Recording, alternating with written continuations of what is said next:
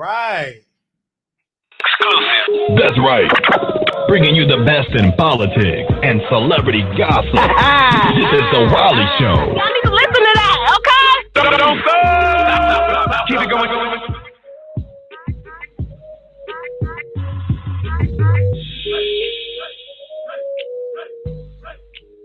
All right. Okay. What's up, everybody? This is Wiley back with another episode. And so I want to say thank you to all of my producers that's been watching me on a daily basis. So y'all see the title. We're going to talk about this subject matter. Now, listen. A lot of things that Mr. Wiggins said in his show was not that factual. Some was, some of it was, some of it wasn't. So we're going to address some key points. Let's first get into Mr. Wiggins addressing Mod Radio, which she's number one on Station Head. He's number two. I did not lie. It's the truth. You can check the ratings. Okay. We beat him a couple of weeks on Station Head. Every single week we beat him until he focused on it. And then, of course, he knocked us out the top spot. Right. But my radio is number one on Station Head. And also she do have a deal with Station Head. Right. So we're going to give credit to whom credit is due. Now, so he was addressing my radio and said that my radio fans, some mental with him. I don't understand her. I don't watch her. Was she talking about me? I don't think of her, but yet you're mentioning her in content, right? Then he went and jumped on Tasha K and said Tasha K is trash. I don't like her. I apologized to her. Then she dragged me. So F her. And then he jumped from Tasha. Then he went to who else he with Mob, Tasha. Then of course he talked about me. But let me first get into the T.S. Madison piece. He said, well, I apologize for the way I did T.S. Madison. I never want to do that again. And when he said it, I was waiting on him to say, well, I understand what they're going through because I did it to these people. Not innocent. I talked about these people negatively. I dragged T.S. Madison. I said this about her and her mother. I've done those things.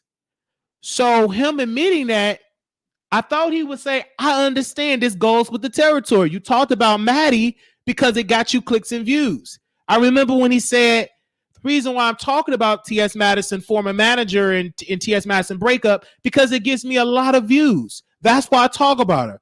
And then I remember when he came on the Wiley Show, he said, of course I will come in your chat, Wiley, when you're talking about Tasha K, because it's good business. It's good business. That's what he said. It's good business, Wiley. Of course I will jump up out of the bushes when you talked about Tasha K, when Tasha K is in your show. It's good business.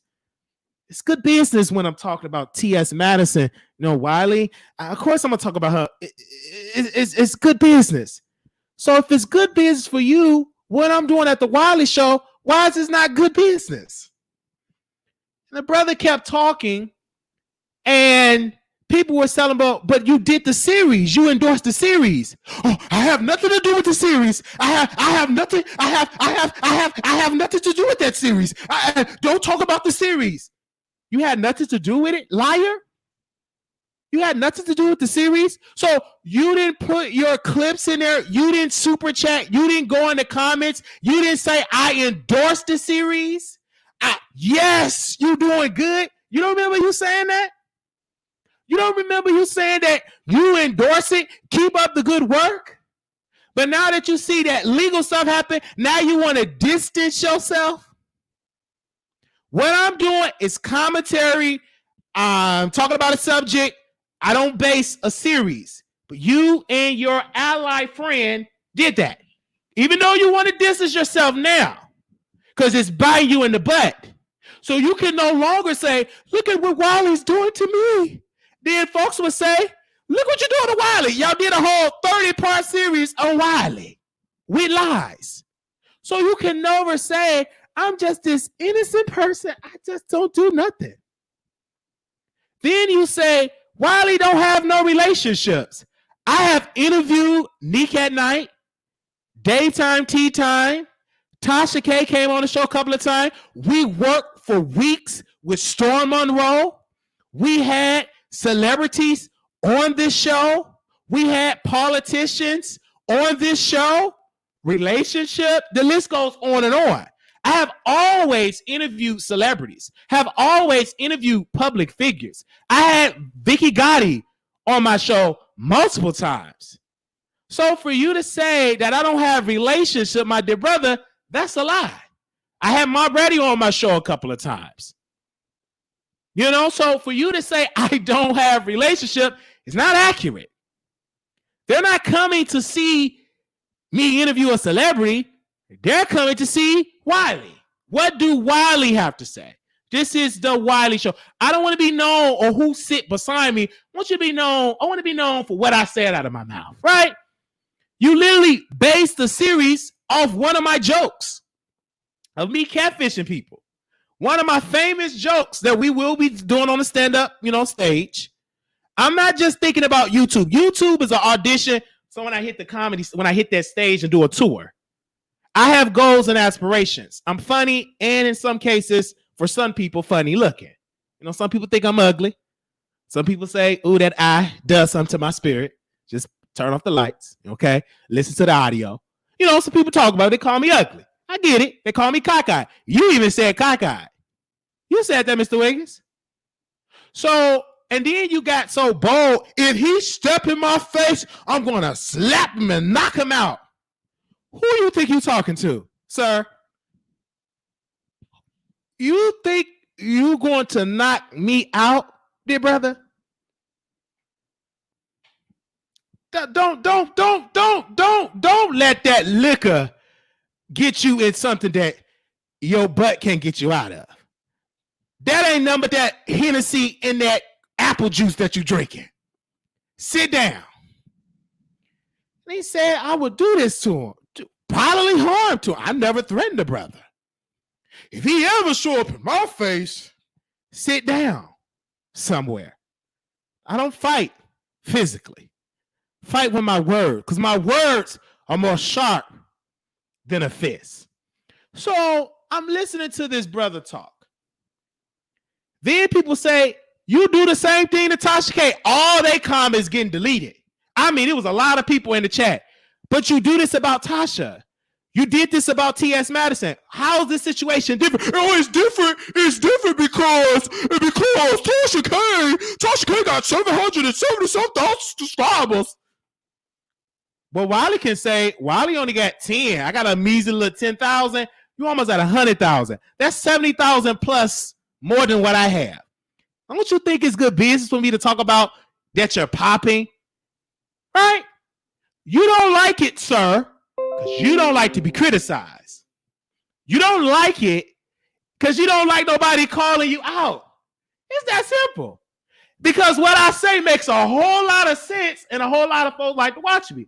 Then he said, be careful because Wiley used reverse psychology. He said, my audience is all ladies, so be careful when Wiley say that he used reverse psychology. No, I'm using for what you and your girlfriends said that all I have is old ladies. Y'all said that. Y'all said all the people that follow Wiley is old, dusty ladies. Oh, give me to do it. Old, dusty church ladies. That's what y'all said on my audience. Y'all said that you and your girlfriends. Y'all said it. So you can't get mad that it take a whole gang of how you doing and you don't stand a chance with me. Oh, Wiley is this. Oh, Wiley is that. Oh, Wiley is this. Oh, Wiley is that. Oh, Wiley is that. Oh. They just get mad because I still don't know how to entertain people. You can't take that away from me. And he said, Wiley stalks. Did I ever show up to your neighborhood? Take a picture of your house? Did I ever take a picture of your block? Did I ever take a picture of your gas pump? Now, I've seen people done that to other folk. I never done that. I never did anything like that. Only thing I'm doing is talking about what's trending. Cut the camera off. That's it. You're upset because it's gaining traction. It's not about the subscribers. It's about Wiley is more credible because folks are looking at, you can't blame Tasha K, T.S. Madison, and blame them saying they this and they that. And then you say, Wiley, you don't say nothing about me, but you do it about black women every day. I didn't call OG a monkey. Mr. Wiggins said that. You said these things. That's what you said out of your mouth. You said it. So you can't get upset me doing commentary. Come on. So for you to even call my radio something mentally wrong with her audience, nothing mentally wrong with her audience. It's that she showed you that she don't need a Google check. Her audience will fund her. Then you bring somebody that built their platform on being anti-mob radio that you won't even put and put respect on her name. Right? My radio, shout out, she's number one on Station. Got to deal with Station. She works with Riley and she works with On Site. She had broke many stories on the internet. It's not that I'm giving her praise to spite you. I'm giving her praise because that black woman that you diss and didn't put respect on her name, I'm standing up for her and telling people my radio's doing the thing. I was doing that before you fell out with my radio. I didn't get to know my radio from you. Somebody else told me about my radio. Shout out to Taj TV. He told me about my radio because he was at my house. He said, my radio. And I said, I heard about my radio. And I remember we and her got into it about Lil' Kim and Nicki Minaj. I still got the live. It wasn't because you fell out with my radio. Taj TV that was sitting in this same room told me about my radio because he was on her Instagram live. And I told Millie, I said, we shouldn't be concerned about Lil' Kim because she got more money than both of us, all of us. I remember I told her that. She got more money. We got back and forward. That's how I got to know my radio, due to Taj TV. Shout out to Taj TV, a friend of the Wiley Show and a good friend of me personally, right? So you can't use that. I did not because you fell out. Is it good business when you're beefing with somebody? Yes, it's quite entertaining. Just like your friend, I built his platform because he gets views off of Wiley. He gets views off of me. He gets views off of the Wiley Show. Your friend. You sound foolish when a person that you said, this is your brother, and you endorse. His platform is built off of me. Then you're afraid, and then you watch me on other platforms. When I say, oh, we going to court, I just say something to see, is you really watching me? And you be letting me know that you watch. Oh, he said we going to court. Oh, we going to court. I can say what I want to say. Freedom of speech. Just like how you have freedom of speech to do a series, same freedom. Only difference between you and I is I can take it. You can't. It's a difference. I don't drink my problems away. I don't. I drink H2O. You drink liquor for your personality. Okay? You have to drink liquor. A whole lot of it. So you have your own struggles. Even though you could call me psychotic, I'd rather take bipolar medication than me taking all that liquor. Okay? You take drinking, you slow your words, get drunk, and you have to apologize the next day for the things you say out of your mouth. All that cheap liquor that you drink.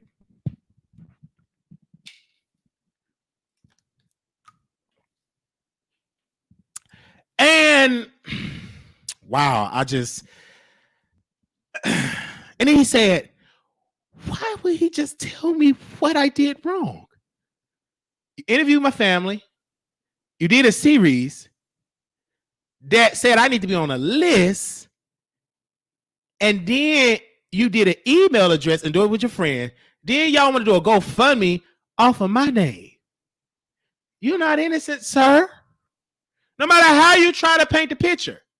Then you drag Kaya, because Kaya flagged your page because you use her content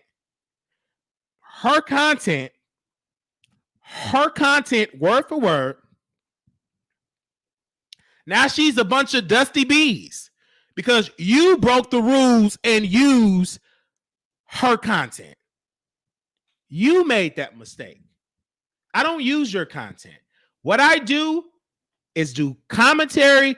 I get more views when I review a live than actually replaying a person's live. I sit and do commentary. I'm known for what I say on my show, not what celebrity reaction I do. They don't need to see me replay a Tekashi 6ix9ine. My audience want me to see me criticize or uplift, do commentary on Tekashi. Because I'd rather see you talk about it than me watching to see what he had to say. That's the type of power I have on the Wiley Show, right? I can talk about some LGBT web series. They might even not watch the series. They just watch my review, or some watch my review and they watch LGBT series. I've done a lot for the LGBT community. I built my roots of this show, started me interviewing LGBT artists, from Case the Killer, from Pretty Boy Rich, to the Freaky Boys, to Fly Young Red. All of these people I built my platform on. Chasing Atlanta, Chasing Dallas, now with G Hustle, ATL. It's just so much that I do for the community. I've done a lot for the community. So don't pull that card, right? Then you say, I think he loved me and I'm sad. I don't hate you. I just do commentary. It's not that serious. This is a free app. You don't like what I'm saying? Don't watch me. Period. If what I do is so toxic, why do you watch what I say? I'm crazy. I got bipolar. I'm psychotic. I'm a stalker. But yeah, you know everything that I do and you repeat it on your show. So we watch each other. Yeah, we watch each other. You don't talk about politics. We talk about politics on this show.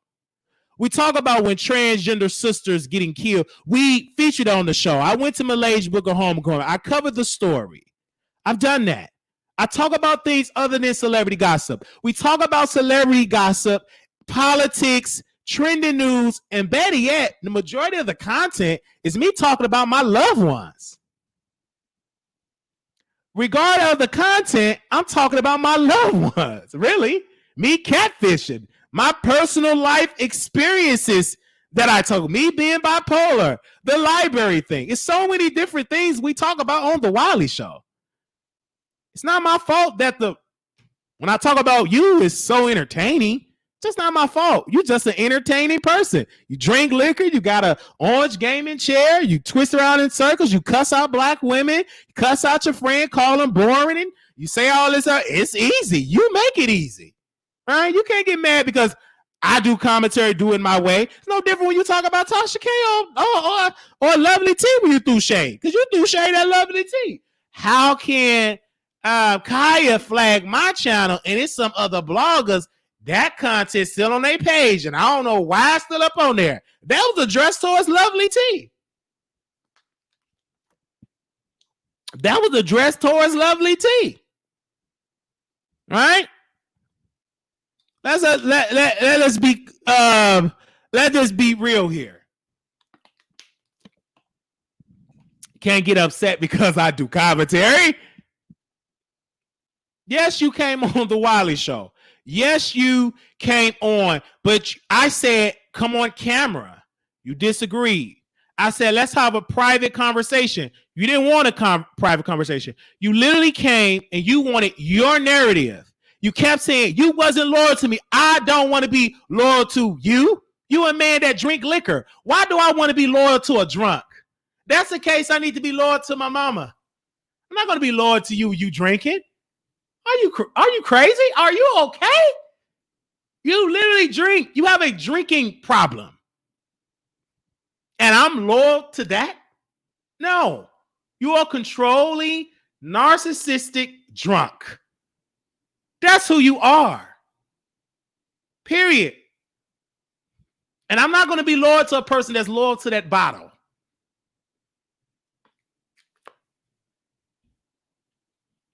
That's who you are. Most of your controversy in your show, when you have an uh-oh moment, is liquor on the scene.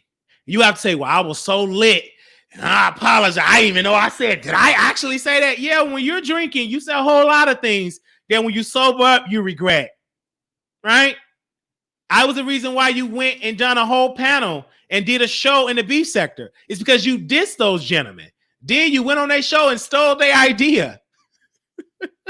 You went on their show, stole their idea. They just a doopity-doo dumb. They didn't know what was going on. You stole it, but we called you out and you went over there off the basis of the Wiley Show commentary and Brianna commentary, right?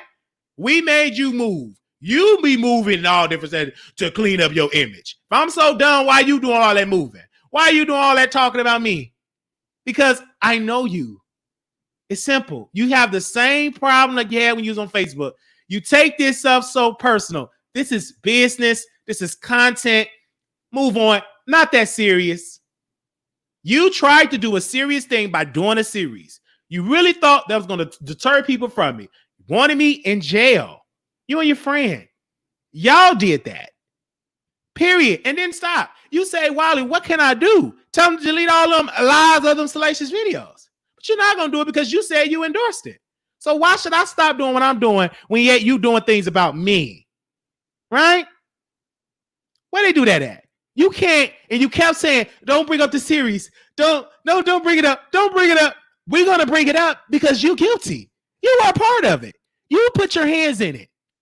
So you can't act like you ain't a part of what's going on over there. You really think I'm dumb, sir? I'm not drinking no liquor. This is, what kind of water is this? This is purified drinking water from We Cold Foods. Right? You done that. And I know what he do. He gets subscribers. He gets subscribers because once I beef with someone, he gets subscribers. Do you not know majority of my subscribers came when I was in the beef sector? Had nothing to do with you. Majority of these subscribers came from me beefing with other YouTubers. And they call it the beef sector. You call it, on last year, you call it the Section A of YouTube. You remember that? You call it the Section A of YouTube. That's what you said. This is a mutual beef. This is not one-sided. It could have only worked if you never endorsed a series, if you never jumped out the bushes, if you never went on the StreamYard, if you never did commentary. You made it mutual, and it's been mutual for a long time. You literally took Ear Hustler podcast that we work with on a weekly basis, took his content, did give him credit to prove a point because I said I was jealous of you, meaning past tense. I did an interview, very transparent, right? And you can't like the fact that it's effective, that I'm not that platform that people ignore. I'm the platform that people come watch. From Daytime Tea Time, we interviewed her. We interviewed Neek at Night, interviewed Tasha K. We booked Storm Monroe to come work with Two Man and a Lady, paid Storm and Seven on a weekly basis. And we would have still been paying them to this day if they would have stayed. During that show, we interviewed a comedian that worked with Monique, Hope Flood. She worked with Jamie Foxx. She worked with all the greats. She is a legend in the comedy game. We done all of that.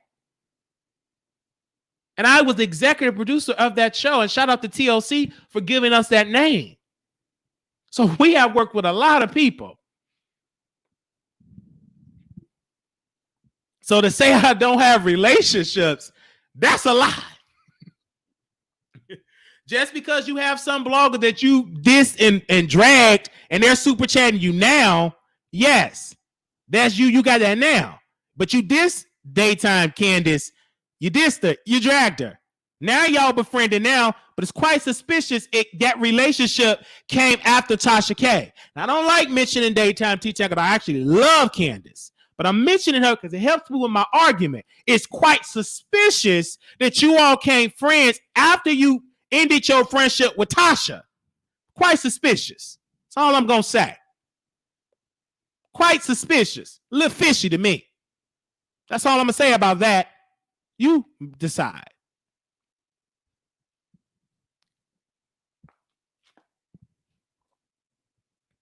But she's good because she's loyal to you now. Because she's in a relationship. She got to be loyal to you.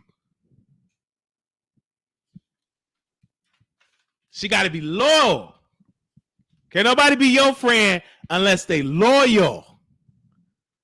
Boyfriend, no. You better not try to get on Instagram and be public. If you get a public Instagram, I will dump you. If you get on my YouTube channel and show your face, I will dump you. If you try to get followers, I will dump you. I'm not your man that you take hide in the corner. I'm my own man. I don't treat my relationship like a dog. Stay outside. Don't come in. Don't show your face. I talk a whole lot of mess, and you don't look all that great. Because if you come on camera, they're going to drag you. You're exactly right. So you better stay in that little corner in that dog cage. Chop it up, Libbins. All right. So I had to bring these points up, and period. You said, Wiley, what can I do? Apologize for the lies that you told. Period. A public apology be number one, but you're not going to do that. Period. Tell them how I helped you in the beginnings of your Facebook day. You could do that. Stop the series. But you're not going to do that because you're getting a good kiki out of it. See, you're upset. I ain't upset. I ain't up here drinking out of a red cup. Liquor. Oh, I got to go drive and return from shirt. Last time I checked, you don't supposed to be drinking and driving. Not in this climax. You're supposed to be smoking weed and driving. That's against the law. Supposed to be drinking and driving. Not safe. To be behind the wheel, return all them cheap shirts, and you got all that cheap liquor in your system. That ain't good. Just sober up first before you get in your car. Just saying. We will open up the phone lines if you all want to call in, but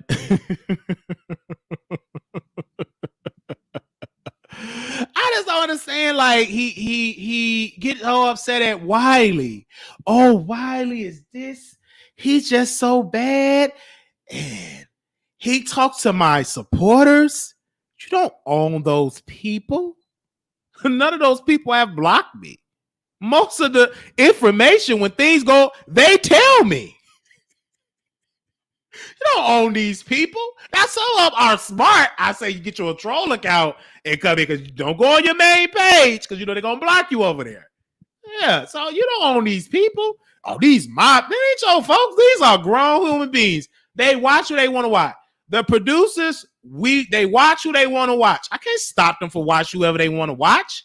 As I watch who I want to watch. We adults here. It's not a dictatorship. This is a democracy. You have a right to go to anybody that you want to go and watch. Period. You should be able to come on the platform and express how you feel, just like some dragging me. Is that right? Not gonna make me shake. I'm not gonna cuss them out and call them, get that monkey out the chat. No, why would I do that? Let them comment. As long as I ain't cussing, let them say what they want to drag me. You know, say what you want to say. I don't have to say, get that monkey out the chat, B word and all that. No, because those are viewers. Some stuff they're going to agree with Wiley on. Some stuff they're not going to agree with Wiley on. That's just the business that we're in. And this is a free app where you will freely can go and watch whoever the heck you want to watch. This is YouTube.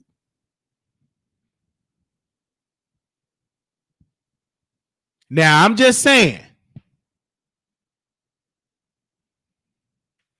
And I've been very consistent of what I said about Mr. Wiggins. Very consistent.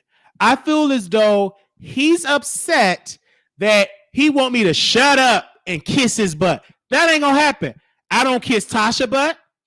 I call out daytime, tea time. Call out I call out people who I want to call. I don't kiss people butt like that. Don't. I eat butt when I want to eat butt.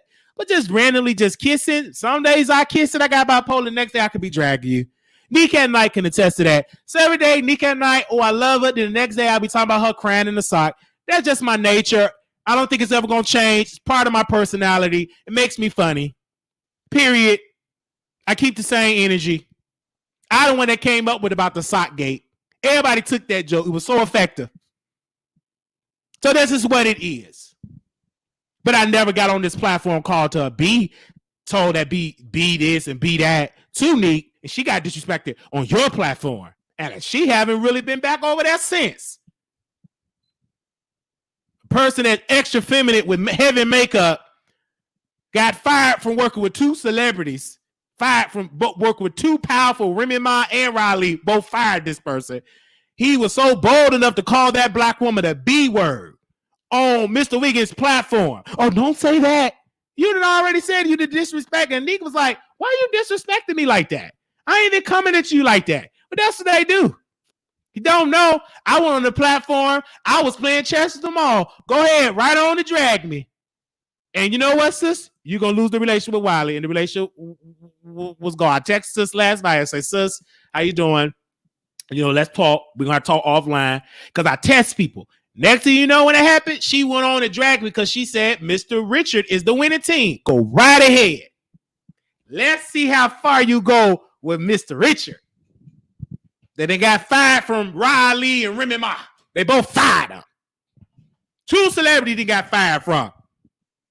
It's going to be a matter of time before he fire you and say you called him the F word, because that's his little trick of the trade. He call you so many B's and F words so much, but if you call him that the 3-letter word, he call you a 4-letter word, but if you call him the 3-letter word, he wants you to be canceled.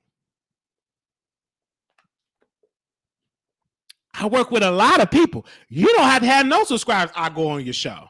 You will be tested. I want to say, how your spirit? Let me test your attitude. Let me see how if you really rock with Wiley or you want to use it. 9 out of 10, I know you want to use it, but I'm gonna make you look dumb. I'm gonna come on your platform. I'm gonna play a little chess with you.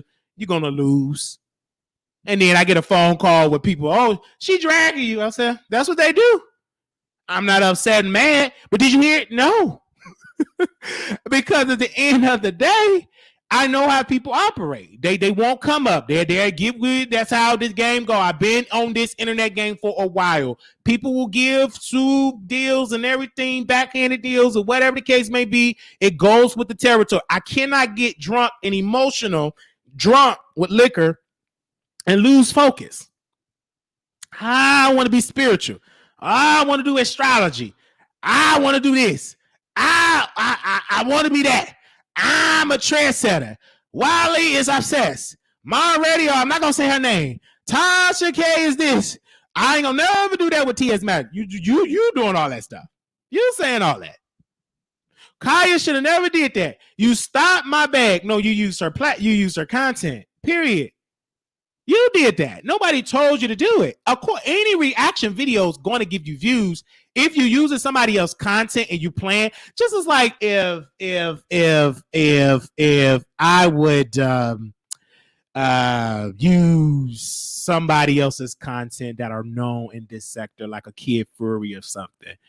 I can't get mad if Kid Fury take me down for copyright because I can't use this guy. Even in my if I use Lonnie B. Shout out to Lonnie B. His content, and I do a reaction off of that, and I'm getting 60,000, 70,000. People gonna say, bro, he cutting into your pocket. He cutting into your bread. Period. It's just content. That's all I do. I don't follow you in your house. I don't follow your block. We in 2 different states. Your friend said I filed for bankruptcy. Your friend and you endorsed I should be on a list. Your friend try to conjure up gays that are struggling for views and platform. One particular gay, he put words in his mouth. The poor man didn't even say it. He called me, said, I ain't even say nothing like that. I know you didn't say it. But they put all the word. I want to be left alone. You were in that chat, Mr. Wiggins. You should have never endorsed it. You endorsed it. And then say, bro, stop. Now, somebody, I ain't going to say their name, somebody is real in y'all camp.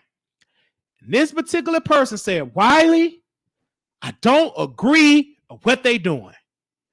And this particular person said, why are you bringing his family in it? I just don't agree with that. I think you need to stop. One particular person said that.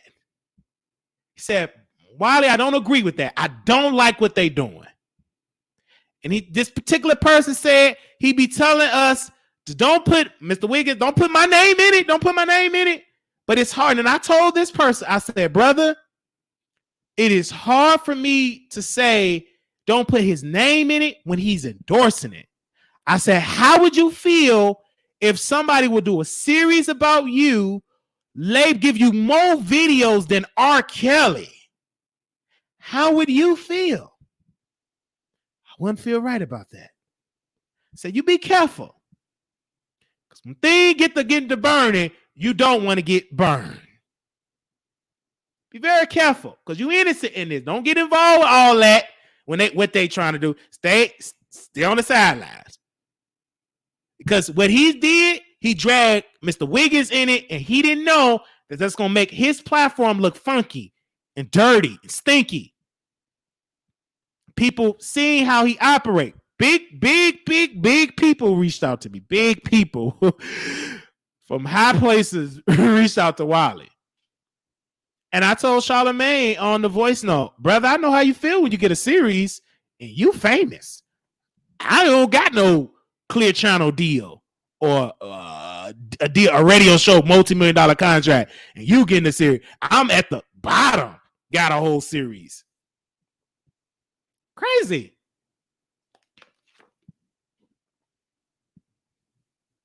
Y'all acting like I followed him to IHOP. I don't follow him no IHOP. You never seen Wiley follow somebody in no IHOP. Because that's against the law. Why would I want to follow you at a place you don't want to see me? You don't see me at no IHOP. I'm crazy, but I ain't that crazy. You act like I'm following you at the library. I'm crazy, but I'm not that crazy. So I'm just telling you right there to that. Thank you for the IHOP line. Thank you. Anybody that know about IHOP, that's a classic in the B sector. Don't have nothing to do with it. This is just commentary. All right, so I address all that I want to address, and we will open up the phone lines. So I'm going to put the number on the screen because y'all know how it gets, 646-716. Thank you all for the cash apps, for the super chats. Thank you for the love. We work very hard because of y'all and because of us together. The car is paid off. I personally would like to thank each and every one of my producers for helping me, get to this point and, helping me to pay the car off. Thank you for that. This is the title of it. So I thank you all for that. Thank you. Thank you. Thank you. Thank you. Thank you. You all help with the down payment and we paid it every month and now it's paid off. And we thank you all for that. Our credit score actually went up 100 points because of that. So we thank you all for that. And now we're trying to get to the big 600 and up because our credit score was actually 407, 412, and now we in the mid 500s. We got a couple of, I think we got about at least 50 or 40 more points to get to 600. And then we want to build from that. So, and now we got stocks, investments, portfolios, and we're going to have a conversation with Armon Brown. I think my sister, B Scales, definitely going to come on the platform. I think our platform is a little different because I have moderators that are very intelligent, black women that are doing their thing. So we're gonna do that. And I want to thank Armon Brown because she brought the story of Be Love's life, and Be Love Life actually came in the comments. That was very original. It was a beautiful live, wasn't no mess. It was just a positive live, and that was probably a week or two ago. So thank you for that. To I don't know if she's listening, but to Armon Brown for that. She definitely helped us in that regard. So make sure y'all go and subscribe to Armon Brown. I remember in '09, she's mod for us. So we gonna be over there talking about like financial stuff. So I will let y'all know when we do that, when we get that live schedule, because we're gonna have that. And that's gonna be original, talking about stocks, bonds, and everything else. Wiley, if he can dish it, then he should be able to take it. Keep on period. Because I dish it and I can take it. I did shit and I could take it. People showed up to my family church before. They dragged my entire family. They called my family members. A lot of them called. During the series, they called my family members, called some of my friends. They thought they were my friends. I mean, all over. I'm still standing, still doing my content.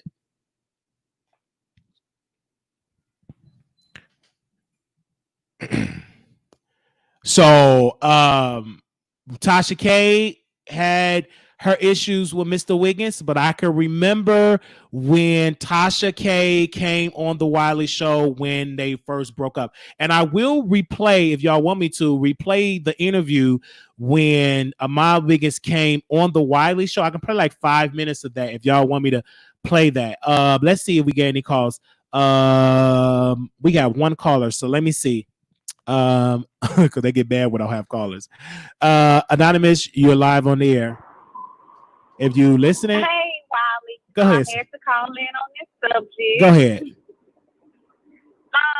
Well, one thing I do want to say, you already know who's gonna call in before your live ends. So just get prepared for that one. Okay. And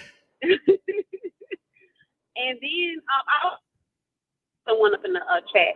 They said that you asked for Armon to interview your family. First off, he asked for Armon to interview one person. During the interview, Wiley had said, please do not contact my mom. I surely said it. Went behind Wiley back and did it anyway. And then he did another interview with Wiley, I believe your sister or something like that, after you told him not to. And then on top of that, he turned around and posted a bunch of stuff on his Instagram page. Now, I've only been following you for about 5 months now, but I know this because I went back and I watched, so I know where the energy is stemming from. And you even said, oh, you did that? I'm going to come for you every time. So I understand you coming after him. So that was to the chick that had posted that comment, but don't know what she's talking about. Now, the reason why I called in is because he's going to say during his live, because I watched it, he said that thinking about sending his goons to shut down Kaya live. And I got offended because I'm like, first off, if you're not talking about, Tasha K, Kaya, and all that kind of stuff, although he have 80,000 subscribers, he barely get 10,000 watchers. So, dude, he really think that Kaya people not gonna come after him up in Grove. So remind you, when Kaya and T.S. Madison was going through that, and T.S. Madison people shut down Kaya page, Kaya people shut down T.S. Madison page. So I'm like, first off, if you barely get 10,000 watchers, don't go for Kaya like that, because people gonna still search her and look her up. So even if you have a page shut down, she's gonna get them numbers right back. But it's gonna take him longer to even get to 80,000 if he only getting 10,000 views a video. If it's not based off of Tasha K, Kaya, T.S. Madison, right? So I don't think he want to go down that road. Because what you're saying is he have a formula. He talks about Wendy, talks about Tasha, talks about T.S. Madison, Nicki Minaj. So these are the folks that mainly the bulk, and then also Kaya. So he talked about different ones that really give him the bulk of the viewership. And of course, when he got his beginning, he had transgender women outing men for a click and a view, right? So let's not act as though you don't have a formula that you talk about people and that is actually growing your channel, right? It's just a business. Right. You're trending And why it's like it's a problem when Wiley do it. I don't know what it is. It's a problem when Wiley do it, but it's no different when you do it to T.S. Madison. You said that T.S. Madison hired a rapist, put a rapist on a platform. Do y'all remember when he said it? And then he said, well, right. I don't think T.S. Madison she'd be dumb to trust you again.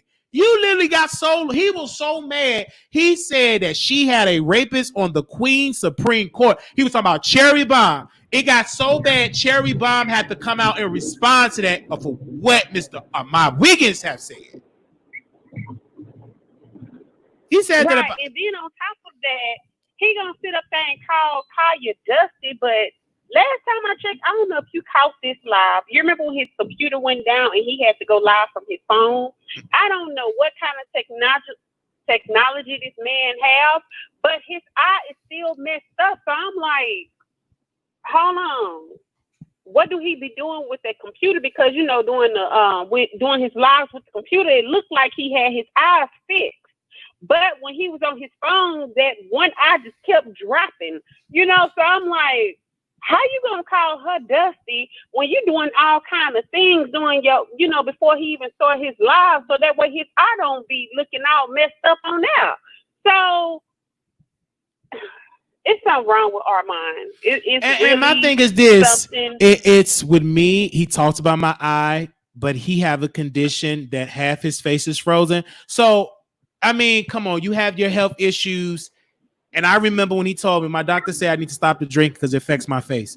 But you still do the drinking. So he do have a condition, just like my eye have a condition, but I'm okay with it. You want to talk about my eye? Talk about it. Still it blink. Yours sometimes it get frozen. One blink, the other one just stand still. So if that's what you want, if you want to get 5 hours, we can get there too. But you're the one that's going to be upset. Right. You're the one that's going to cry and get upset with your subscribers and paint this like you a victim and you don't do no wrong. You have done wrong. I have done wrong too. The only difference is I'm transparent at what I've done, but you're not willing to be transparent. And when you started a series, endorsed a series, when you said what you said about me and my grandmother, you said it on your IG, you interviewed my family, I said, don't do it. And you know this. Me and you both were going through a thing with our health. Your face was frozen, half of it, and I was going through a mental illness. My mind was gone. Half your face was gone, frozen, and mentally so I was not there. So we both were struggling in our health during that time. You said it when you were on your friend live doing that series. Then you did the panel. Then you endorsed the series on your channel. Then you deleted it, but you done it. So you can't get upset with what Wiley doing, sir. Are you upset because I said we going to court? Why are you that upset? I didn't even say it on my page. I said it on somebody else's page. I just say so on purpose to see is you going to take the bait. And you did exactly that on your platform. I went on my good girlfriend page that she always does beautiful commentary about Wiley. And she say stuff about Synthetica. It's supposed to be my radio. So they give her a nickname. You ain't popping till you get a nickname. Don't be mad, Millie, they gave you a nickname because they call me cockeye, wild eye, lazy eye, homophobic gay, crazy man, bipolar, maniac, predator. There's just so many different names. Had your wives, had your grannies, had them library books. It's just so many names that they give you and you can't stop it. So they think they doing something when they call her Synthetica. I mean, come on now. But when you're popping, they always will give you nicknames. That's when you know you're really popping, when you get nicknames. They talk about Lil' Kim. They call her all type of stuff. So. Go ahead, sister. And then another thing that he said up in that live that really made me side-eye him more is because he gonna sit up. He couldn't even get it out proper. Well, he couldn't even get it out without stuttering. He gonna sit up there and say, I don't do this for money. Lying. Oh, that man can lie. Yeah, he can lie. Talking about, I don't do this for money. But so if that's the case, why would he do the whole twerking thing so people can give money? Absolutely. And what gets me, you were able to retire from working with a cell phone company provider because the money were coming in. So stop that line. You know you're doing it for money. We all do it for money. If that's the case, turn the ads off. Period. You're lying. Right. If you're not doing it for money. Right. Of course you're doing it for finances. So if that's the case, why, like you said, turn off the ads. Oh my God. Turn off the ads and then, go back and start back working. Go back to work and you quit. You make an income. I'm not going to quit my job because you don't get healthcare with YouTube. I have conditions, my leg, my eye, my teeth, and you don't get health insurance with YouTube. I prefer working. If anything goes wrong, I can use my health benefits. So that's one of the main reasons why I don't quit my job, because I don't have benefits with being on YouTube full time with like healthcare benefits. You're a private, you're an independent contractor with YouTube. You're not an employee like W2. We give you benefits. No, you're an independent contractor, meaning you is what it is. So anything else you want to say, man? Yeah, so it's one more thing, then I'm going to go ahead and get off the phone. Go ahead. I get, because I know he keeps saying he's a Gemini. And so I'm trying to see, do one side of him forget what the other side say? And it all depends on how he's feeling up in that moment. One side might be called Armon, the other side of him might be called Mr. Wiggins. So when that other personality disappears, he'll forget everything. Because it's like he say one thing, but then he do something else. Then he go against somebody and, like try to put them down. And then that other side of him, Mr. Wiggins, will turn around and do the same thing that he just finished bashing that person about. So I don't know. I think he's a lost soul or a lost cause. And that's all I want to say. Thank you so very much for calling in, man. Thank you. We're going to replay the interview when he came on our show and let the record show that he reached out to us. And he was saying, Wiley, why are you talking about me? I want to come on your show. And I remember I sent him, it was on this phone, actually, the one that is cracked. And I sent him a text message, and I said, because he wanted to come on. Let me see, do I still have that text message? Let me see if I can read it to you, because it was in this phone. This phone, this is the crack phone. Like my phone is crack. Like literally. I remember that. So this was March 20. What was this? Okay, yes. This was March the 28th. This was Saturday, 11:07 p.m. Amanda said, hey, I'm not sure why I'm always mentioned during your lives stream. I don't have a problem with you. Whenever you're live, I'll call in and let you know what it is. Whenever you're live, I'll call in and let you know what it is. We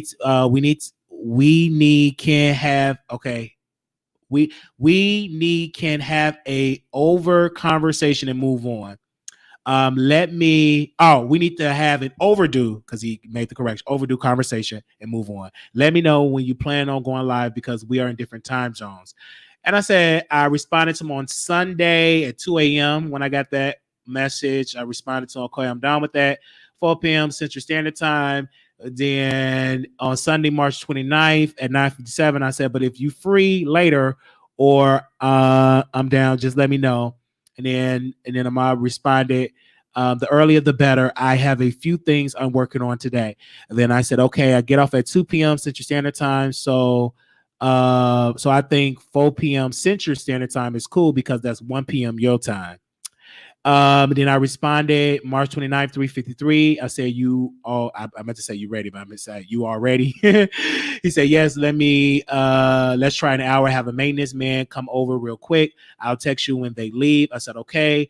And then he said, okay, I'm ready. I said, you coming on my show? I said, I'm going to call in. You don't want to come on StreamYard? I asked him. He said, no, camera call is better for me. Okay. All right. So I'm going to play that interview for you all that did not get a chance to hear it, right? We're going to play it. And why did somebody send me a picture of Armon Wiggins? I'm not going to repost this picture, but somebody just put it and said, did you see how sweaty his armpits were? Why do y'all send me this stuff?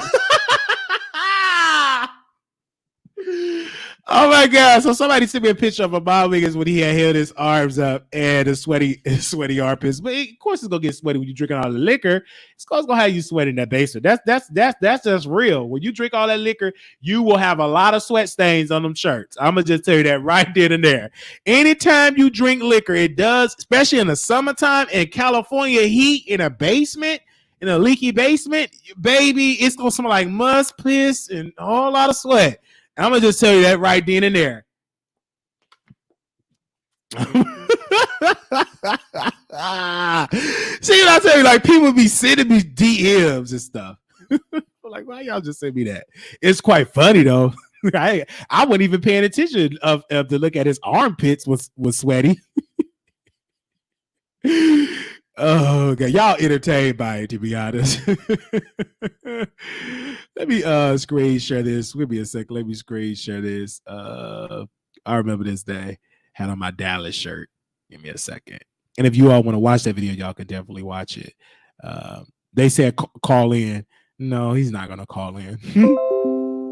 He's not gonna call in. All right, let me go right here. Don't see Busty armpit. Y'all is so funny. All right. Let me take it off mute.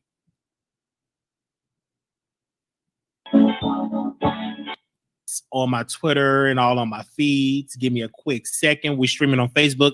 We also streaming on YouTube because a lot of folks ain't getting their notifications. Okay. Folks ain't getting their notifications, but we're real cool with it. So we're gonna have a conversation. So let everybody know. Lipstick Alley, you all posted on doing your live streams. I don't have a problem with you. Whenever you're live, I'll call and I'll let you know what it is. So I didn't know at that time that he put that on there. Then when I checked my phone, he left me a text message to come on the show because I haven't changed my number. So I'm like, okay. He said he would love to come on the show. I asked him would he love to come on camera. He said no. He would rather do the phone, and I'm cool with it. Just whatever it is that we can have a conversation and stuff like that, because I think it's a conversation that definitely need to be had. I think for both parties, even for me, because I've been very consistent of my grievances concerning Mr. Wiggins and concerning his style, concerning him. So I definitely want to hear what he have to say. And I want to say this to my audience that's watching this. I'm not looking for a moment of us being back friends and buddies. Like, no, I just want a conversation that's it. Okay. So I went and got me something because we had a lot of problems in our relationship, and it was public, and it mostly concerning my family issues. And I was literally upset about the interview because of allegations that was made, and clearly that never got cleared up, and that happened on your platform.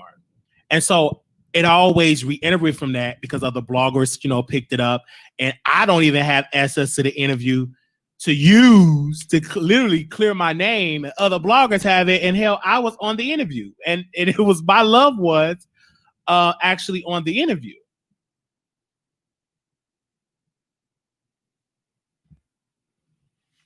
Are you there? Okay. Yeah, I'm here. I'm just letting you talk because I don't want anybody to say I'm interrupting. I'm just I'm just trying to figure out.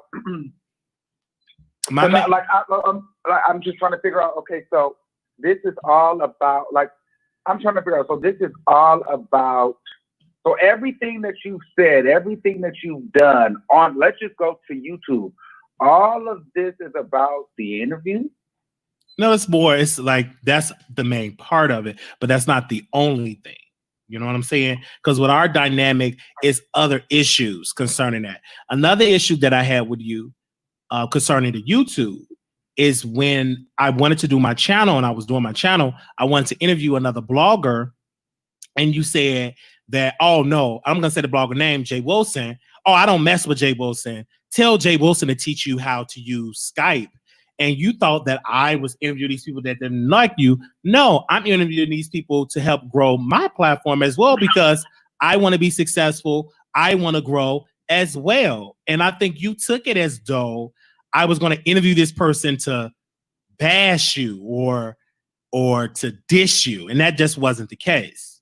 I actually interviewed that guy about a whole lot of things that wasn't really painted you in a bad light. And the only reason why I asked you to use Skype is because you was helping with OBS and I didn't know how to do Skype. Okay.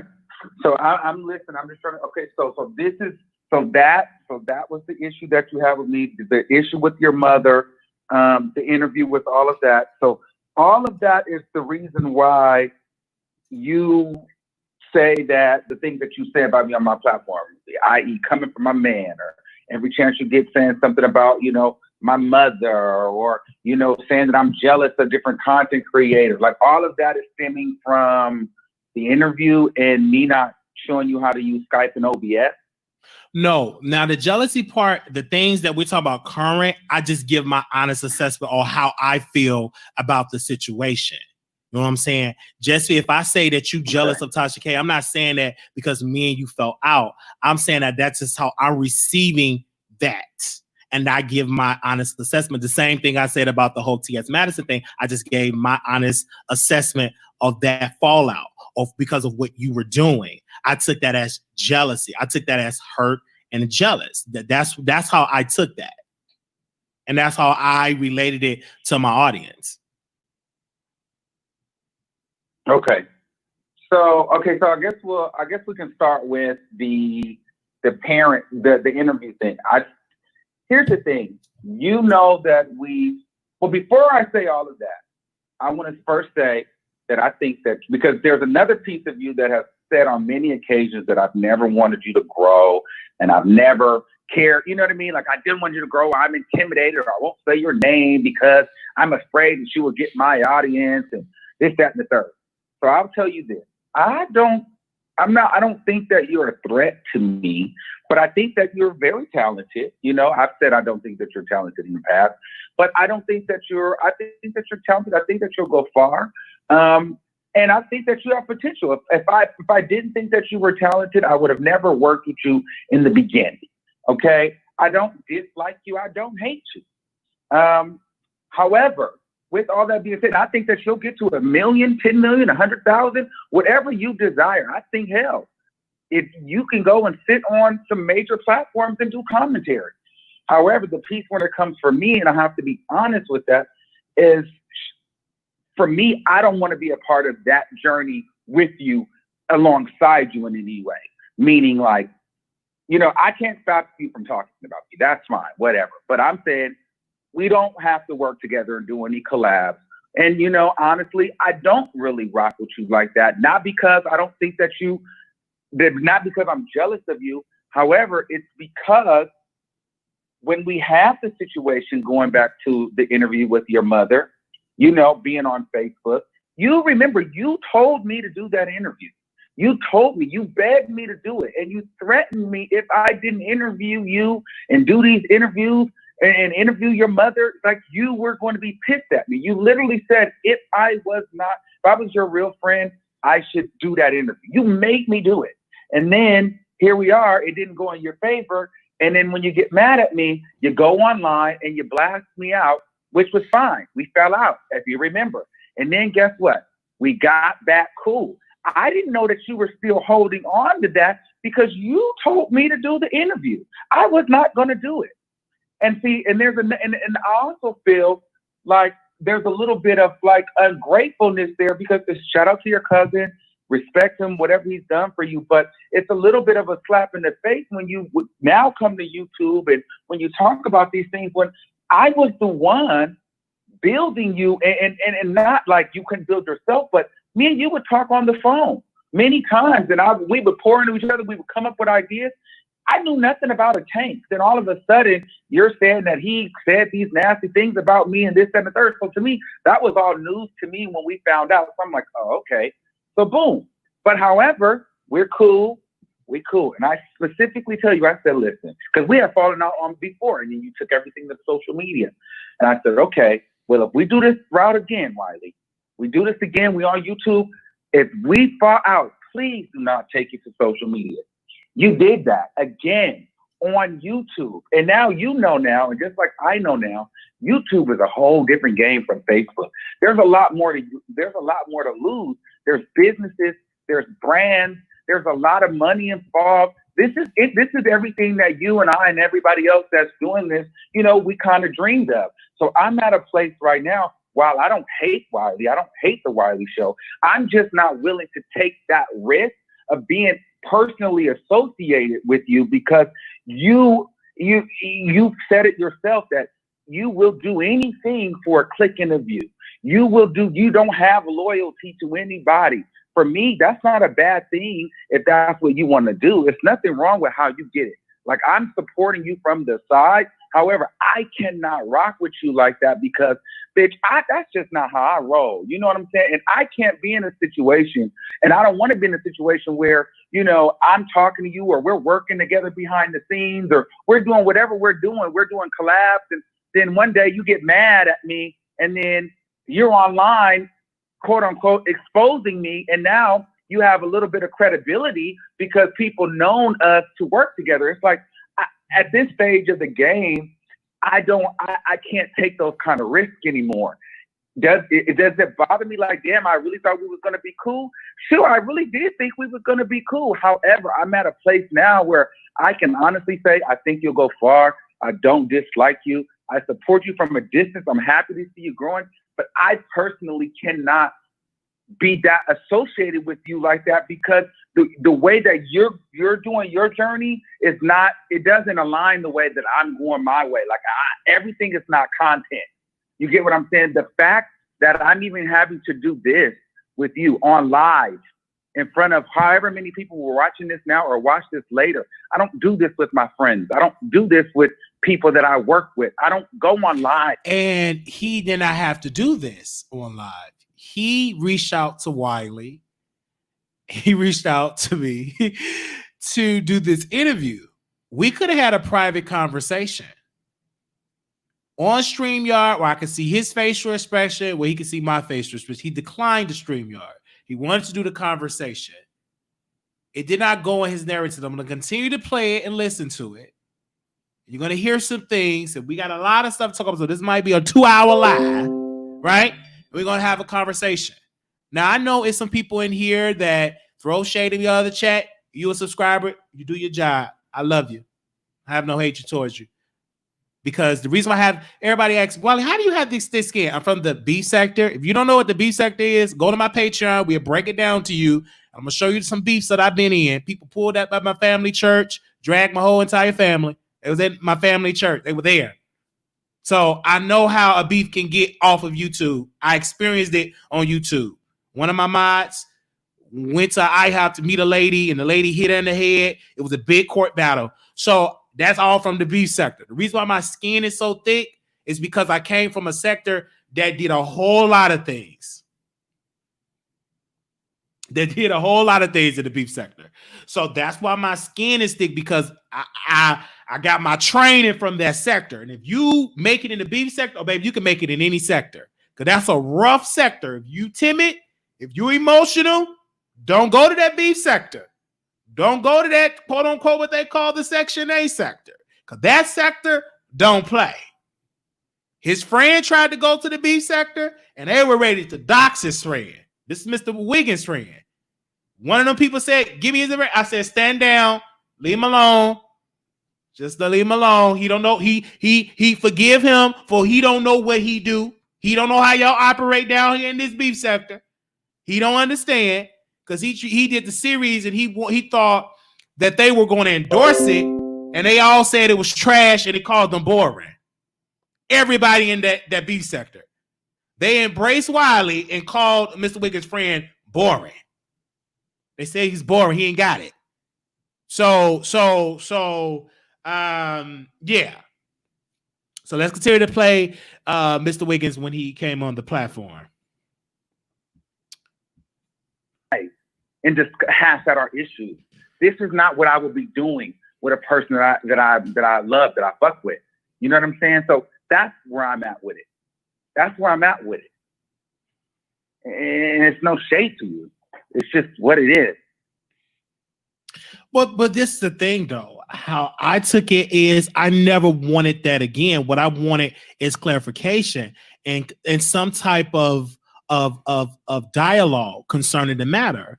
And when I would do things on my channel and you would go on there and you would say a cockeyed blogger, I think that's very disrespectful because I have always put respect on your name, even if I'm saying that you're jealous of Tasha K, I will always say the Armon Wiggins Show and give credit where credit is due.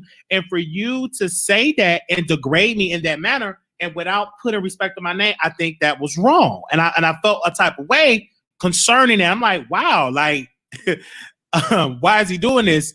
And we do have a history. And that's where I know we will never, and I won't even say we will never get to that point because I don't know how the universe works, because let the record show that me and you never met in person.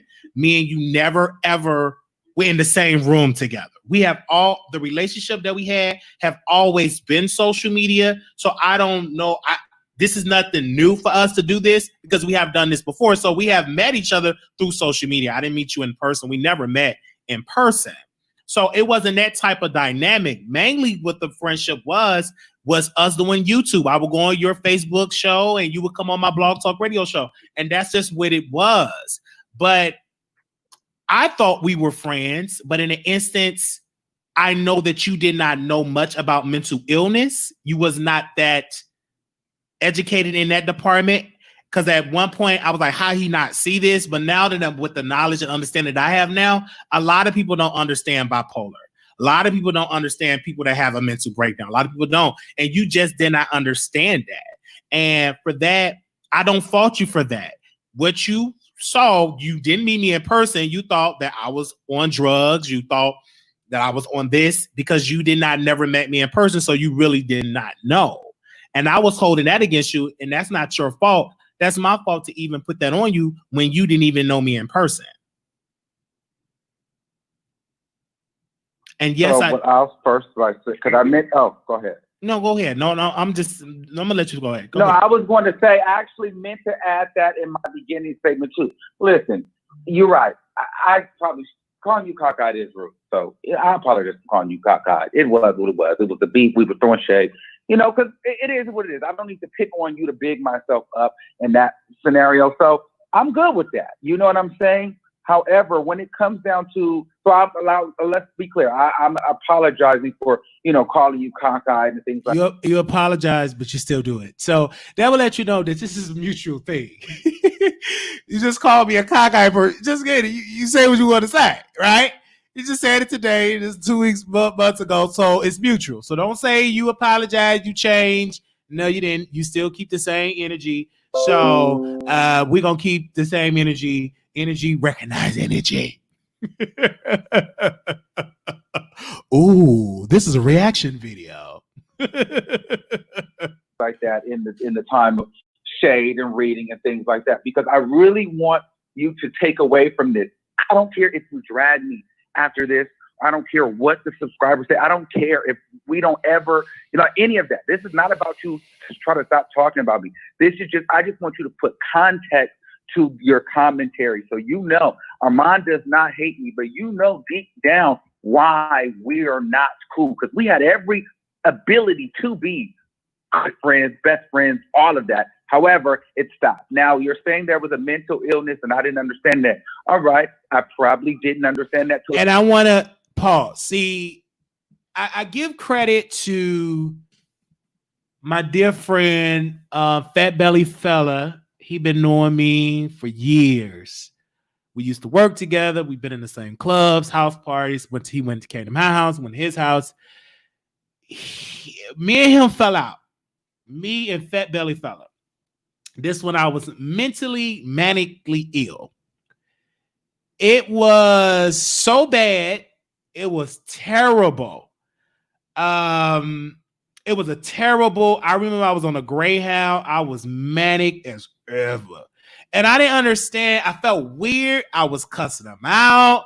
I was saying all this evil stuff. And I literally, and I know what it was. I was extremely manic. I wasn't diagnosed then. But now I know what it was. And so when I went to the hospital and got cleaned up and blah, blah, blah, me and him, he understood what I was going through. But yeah, me and him fell out, and it was bad. I was saying some hurtful stuff, and I don't know where it was coming from. So, so when I got diagnosed with bipolar, when I got diagnosed with it, I understand a lot of relationships that I destroyed because I'm a different type of Wiley. I'm not the same Wiley that I was because I was very manic. So if I was the same Wiley with that series, oh my God, can't even tell you what the stuff will be coming out of my stuff, the stuff that I'll be doing, and the stuff that'll be coming out of my mouth. So when me and Fat Belly Fella fell out, it was bad, but he understands why, because he said, I knew you wasn't well. But me and Mr. Wiggins, we never met. We only known each other off the internet.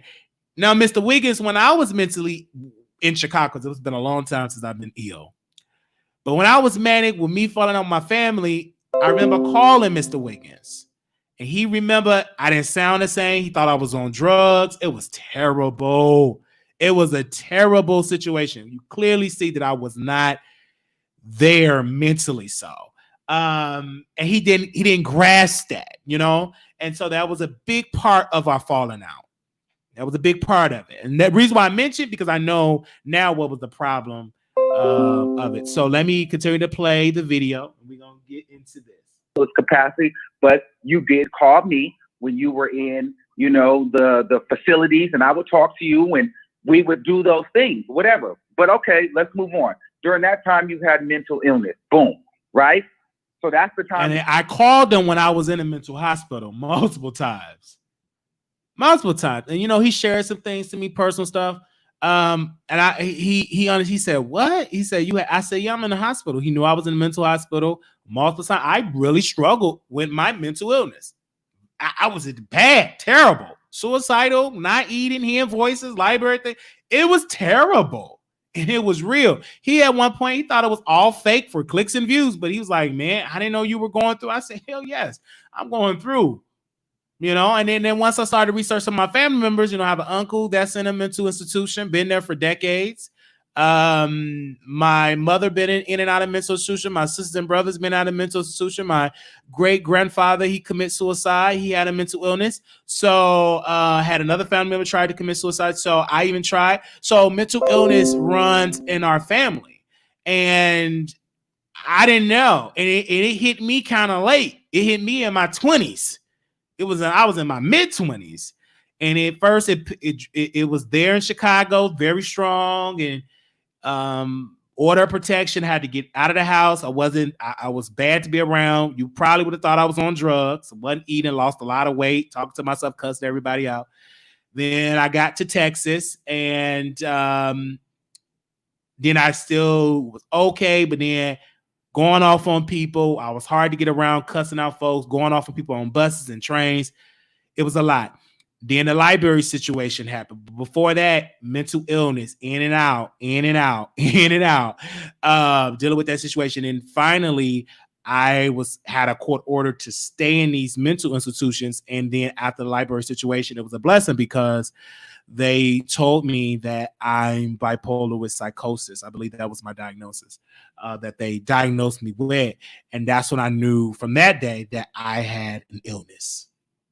It's right. So I'm like, I couldn't get along with friends. I would go off on them. Then the next day, oh, how you doing, Amai? Man, how's it going? I just be just a sweet, reach me on a Monday. It might be cuss to drag. I was terrible. Very ruthless with the internet. Like I can go off on the internet. And it used to just be internet. Like Amai would feel my wrath on the internet. So I understand where he's coming from. I get it. But you can't disregard what I was going through either, right? So I don't think I think once he finally get a friend that have bipolar in real life, he will understand. But bipolar is no joke. That is an illness that I don't wish that on my worst enemy. That's why you have to keep on your meds, keep working out, healthy eating, do not drink alcohol. Like if I get back to being manic, and I still sometimes slip into in and out of manic state, and drink liquor, oh my God, I would get a lot of views. It would be heavily entertaining. But once that camera get off, I'm still up pacing the flow. And doing this culture, of this, a lot of this racist stuff going on. You don't want this one to be manic doing this culture. So a lot of stuff, I can't go out and I get triggered, and me not rest for 50 days and 50 nights. Oh, baby. So I would tell you that it ain't easy being bipolar. It's easy. Some days I can't even work because I'll be so triggered and manic. It'd be days where I have to call off and say, and that's what I kind of knew, like, I'll have to call up and I just let them know, hey, I'm not there today. I'm hearing voices. I'm not really sleeping. Medication not working. I'm going to have to call off for these couple of days. I'm not in a good mental space. Tell it like it is. If you fire me, you fire me. Don't make me no difference. But I would rather be honest with you and say that I am mentally ill than to just do something wrong and not say something, right? So I do tell something. So if I'm struggling up here, I would say I can't go in today. I'm struggling mentally. So not in a good mental space. I have an illness. I have bipolar. It is what it is. So let's continue this interview. That was earlier stages on. However, I mean, I even seen today, I watched you in a live video in your car, just clicked on it. But this is not new. You said it several times on your channel. Without me, this is not even about me all the way. It's about the way that you think that you have to get it to be successful, which your way is your way. I can't tell you what's the right way. I'm only saying I can't align myself because it's too much of a risk for me to take with you. So what I'm saying is I've watched you do it with other content creators, like people on your platform, and I'm not even saying this to be shady, but I'm just saying, like, people will say, and you've even said it out yourself, it's about a click and a view. This is recently. You want that click and a view. Everything is content. You're not loyal. So we're past mental illness at this point. That was 1.5 years ago. These are things that you still say to this day.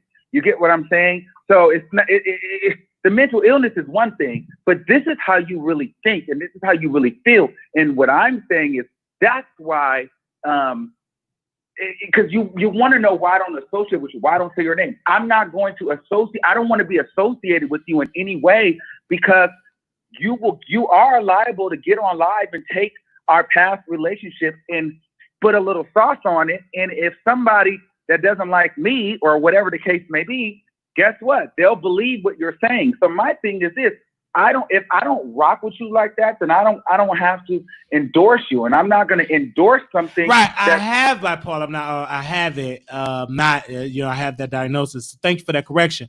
So y'all definitely listen, and so I'm very current with that, right? And let's change the dialogue. You are not bipolar. You have bipolar. You are Wiley. You have a mental disorder, and it's not an illness. Have a mental disorder. Thank you for that, Queen. For that, right? So I understand that, and I know that it is not easy. It's difficult to have friends when you have a mental disorder. It is not easy. It is hard to be friends with somebody that have been diagnosed with bipolar, schizophrenic. It's very challenging. And I thank God for the faithful few friends. I don't have many, a handful. So, because with that illness came with losing relationship with family members because of the things that I said. It was very hurtful. Very, very hurtful things. And this is why I thank God that I don't have an addiction to alcohol, because it makes that matter very worse. Right? This is why I stay away from the bottle, because I know if I drink and have a diagnosis with bipolar, that's a disaster. It will be entertaining because I've done lives like that before. It'd be a lot of viewership because baby, lit. But it's hard to come off on it. Do I like being manic sometimes? Yes, it's a good feeling. It feels good. It's like the best high you ever have. Being manic, it's a very good feeling because you entertaining and it's hard. My jokes be hidden. I'll be just as manic. But when the camera go off, I'm still hyped. So I would talk to my roommate, interrupt his company, talk crazy, talk about people. Yeah, it's hard to cut it off. Like, take your medicine. You go at it. Then if they say too much in the house, I go outside. I randomly get on the bus just to bother folks. So it was very it's something with that. It's not it's so witty. Yeah, it's good entertaining. Look at but it's hard to come off that manic. That manic state is very hard. It feels good to be manic, but baby, it's hard to come down off that manic high. And you would think, some people would think, oh, you on drugs? I'm not on crack. I'm not on drugs. Is that, and I knew I was because I was telling doctors that everybody think I'm on drugs. He said, well, sir, you have the same attributes and characteristics as a drug addict when you're manic. You really can't really tell the difference.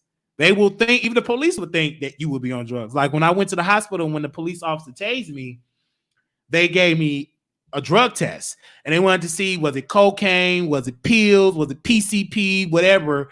It was clean. It was none of that. They kept asking me, do you drink? I said, no. Have you eaten? No. And then that's when they noticed and they started acting. They said, oh, you have bipolar. Oh, with psychosis. That's you're diagnosed with that. I know what a bipolar. I'm like, what is that? I ain't crazy. I was in so much denial with the people. I can't even repeat what I said to the doctor. Just know this. Whatever that manic person is, he pro-black. Whatever that manic personality is, he extremely pro-black. Because that manic version of Wiley did not want nobody Caucasian in the room. They had to get black doctors, black nurses, black staff, black security. If I see anything white, I snapped. I snapped. I've been manic before I was diagnosed for about 2.5 years. 2.5 because I never none. It's like, why I'm not sleeping, why I feel weird, why I'm snapping on people like that. And then when I would go to work, let me take this off the screen real quick before the interview. I'm gonna bring that back on, but this testimony, I'm gonna bring it back. When I would go to work at the nurse home, everything was good. It wasn't affecting my job. But then it started affecting my job. I would go off on my coworker. How can you do something like that? I said, what's going on? And then they said, you probably have caregiver burnout. I didn't know what caregiver burnout was. It's literally where you work so much that you get burnt out and you start lashing out on people. I had that and I had it bad. I would go off on my coworkers. They said, this ain't him. I would cry. And once they put me in a meeting, I started crying. I went off on these people. And that's when I noticed that they said, you have caregiver burnout. Like you're burnt out. And then plus being manic. So I had a lot of things, affecting me. Because it never affected my work. But then it started to affect my work while I would hear voices, what I wouldn't eat, when I would go off on my coworkers, never on like the residents. But if I knew if they didn't stop it then, it would have went to that point. So eventually someone said, baby, you need to take some days off. You burnt out. And then that's what I noticed. And I noticed that I needed some help. So then I quit.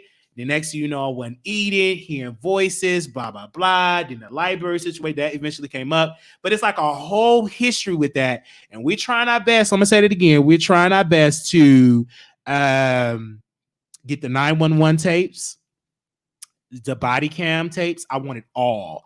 And I've been working with my attorney on that because I said, I need that because this will help my story, will help what goes through. The 911 tapes, you're going to hear me talking just as crazy. Not this Wiley you see now. I'm saying some stuff that I said on them tapes. So I'm trying my best. Well, it probably won't burn that part with the psychosis, right? Thank you for that. But it was a lot going on right there. They won't give me that. I said, please give me the Dallas police. Give me all that evidence. I want it because it's me.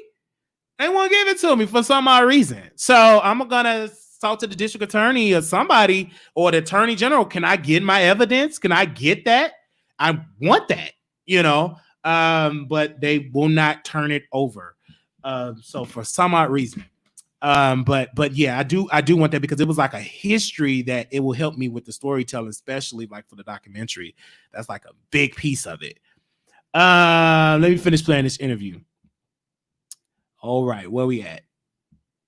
Somebody will literally go and spin a narrative. Like, I've literally watched you spin narratives on me, and I'm like, he knows this is not even true, but you're mad at me, so I get it. But I'm just saying, and it's like you'll and to address another thing, like as far as people like that mess with you, and I won't associate with them. You're 100% right. And you ain't never lied. If it's a moderator, if it's somebody that come on your channel, because typically, I'm gonna be honest with you, people that know me or that rock with me or moderate for me or whatever the case may be, they've seen a video that you've made about me, typically, and they've asked me what's going on, and they know the relationship and they know. But it's like the minute that they get upset or they feel some type of way, then they go and immediately go over to start fucking with you to throw spite at me. Again, those are people that I cannot fuck with on the up. Like anybody that's willing to go, because to me, that means that they think the way that you think. And we've already established that I don't agree with that thought process. So anybody that's willing to go sit with you and be in that energy, I don't want to be in that because. Right. And what he's talking about, a little history on that, he told all of his followers and supporters, especially moderators, if you donate, if you cash out, if you super chat Wiley, you'll no longer work with me. Right.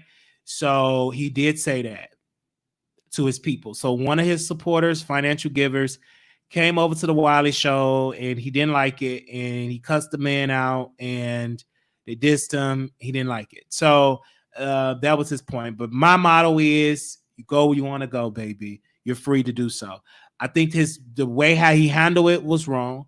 And his approach was wrong, and people would tell me things like for months that people were afraid, to come in. They would send me emails and say, "Hey, I'm not allowed to come in your chat because Armon Wiggins will block me."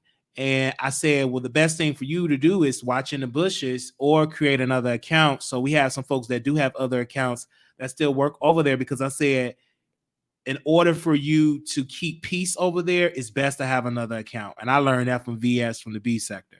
Because if they see you and your name in a chat, you're going to get dragged over there and it just be unnecessary. So just get another account where you could just have fun over here. Use your main account. When you go over there, I'll be right over there with you in my troll account. So that's just how you do it. You keep peace. You want to give, and many people, now that we have cash apps, they do it that way. People give, they say, "Hey, this is for me. Good job. I wish I could super chat you publicly, but I get dragged over there." And that's cool. Because who want to get dragged? And like I tell people, you're grown, go where you want to go. This is a free app. Do what you want to do. You get into some mess, I'm gonna get a clicking of you, I'm gonna talk about you, but you are free to go where you want to go. You're free to talk about Wiley. But my motto is, if it comes to my desk, if it comes to my desk, I'm gonna talk about it. Me personally, if they block you, and like I tell some of the moms that come this way, I say, you give to him, you donate to him. You're the reason why he have a house. You're the reason why he have a car. You give to him weekly. He don't work. This is his income. If he tell you don't go all that type of, if you want to be controlled like that, then go right ahead. Over here at the Wiley Show, do what you want to do. You are welcome. I'm not gonna block you. But let me tell you, they're going to tell them over there that you part of the uppity ops and you will be removed. You're probably going to be called a dusty bee, a monkey bee, so many bees they're going to call you, right? They're going to call you that. But let me tell you that before you do it. So one person did it. Then she went back over to the Armon Wiggins. They dogged that woman out. They dogged her out. And she said, "Wiley, you were exactly right." I said, "Yeah, that's what they're going to do to you." So to get that, to not get that type of attention, either you watch in the bushes or get another account. Because if you want to be over there, you can't be over here both. Tracy was the same way. He saw that I was over with Tracy, and he said, "If you don't leave Wiley, delete your membership and you can go." A paid member. Tracy been on his on the Armon Wiggins platform forever. He gave Tracy ultimate, this grown woman that is old enough to be his mother, An ultimatum. You rock with me, you rock with Wiley, you can't do it. Not knowing that I had a longer history with Tracy because we go in the beef sector, we've been beef forever. So she known me way better relationship. But she was a member over there. They called him the M word, the B word. They disrespect that black woman, all because she was a supporter of the Wiley Show. Whew. And I said, you want to deal with that type of verbal harassment and abuse? Go right ahead. But you giving money. And Tracy was a faithful member, right? If you faithful, do what you want to do, keep giving. Like people be called, you need to cut all these people. Why cut people loose that's paying? Keep giving. What be messy? Keep the checks coming in. Some folk don't mind to being messy. You give, shoot, at least you give. Good money. Want to be messy, but give. So she was a faithful member over there. Her color was, because it get green, blue, orange. Like the longer you a member, you get a different type of color. So she been on there for a long time. And I didn't like the way how they addressed her. And that's some strong type of control. So, but he don't think nothing wrong with that. It was discussed how he embarrassed her or tried to embarrass her in front of his live audience. Yeah, embarrassed her in front of his live audience. Right? So he embarrassed Tracy, but he's going to try to work with her again because I'm criticizing him. So I helped a lot of people. He went over there, helped the bottoms panel and went over there. They got no views. He stole their idea and they still don't get views. It is what it is. Then when he started talking about, Mr. Wiggins started talking about black women, monkey, etc., one of the preachers that is a ordained minister to have so many degrees on his wall left the show because it was getting so hot. Instead of him having the balls to stand up to that young brother, he left the show and he came back once he got done talking that foolish talk. And the only one man that sounds like Michael Jackson, he tried his best to stand up, but he's not strong enough. He wasn't strong enough. He couldn't defend like that. He kissed butt too much. He tried to stand up, but then he, like a little sad little puppy, he got back in his cage and continued to weep like Michael Jackson. So, and then after that, he went on, he started his own panel. Exactly, the boys panel. But that's the bottom panel too. Only difference between his bottoms panel, they good looking men. Even though them bottoms be busting it wide open on OnlyFans, should be the OnlyFans panel. Busting it wide open on the webcam panel. Doing coke with your boyfriend panel. Sniffing that booger sugar and sucking on the lemon panel. It would have been quite comical in my humble opinion. Let's go. Let's continue the press try. I do consider loyalty. I don't do everything for a click and a view. Everything is not content. I'm not going to post your text messages. I'm not going to do that. And the thing is this, people would say, well, why are you live now talking about it? That's not, because if I'm being 100% honest with you, I don't trust you. So I would rather do it live than send you a voice recording and then you play half the voice recording. You know what I mean? So I'm just saying what I'm saying. It's unfortunate, but if you really want to know the truth, that is the truth. I just can't get with, to me, it just feels like our integrity lines are going different ways. And that is like the bigger issue for me. So it's not that I don't like you or I don't want to fuck. It's just like your journey is your journey, and the way that you go about getting there, I'm just not with it. Like because at any point I could be a casualty of war. Like if you needed to, you would step on me to get ahead. And I can't do that anymore, because we've been there several times on Facebook. And I asked her, I said, you could be mad at me, you could tell me, but please don't take all this to social media. And you did. And I've seen you do it with other content. You know what I mean? So it's like, all right, well, I can't be in that because the stakes are getting higher now. The deals are getting bigger.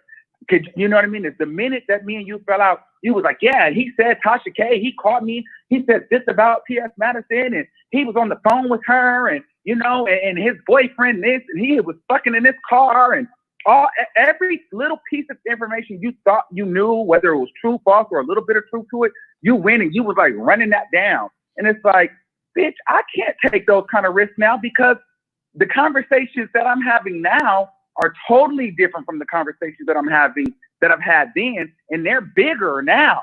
So I can't run the risk of you exposing some of the conversations that I'm having now for content.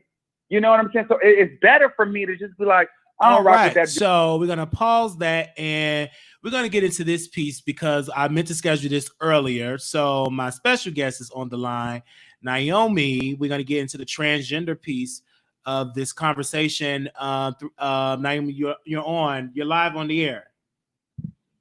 Hi. So the last time I brought you on, we were talking about the trans women that were brutally like beaten in a convenience store at a gas station. But now it's been so many murders happening with trans women of color.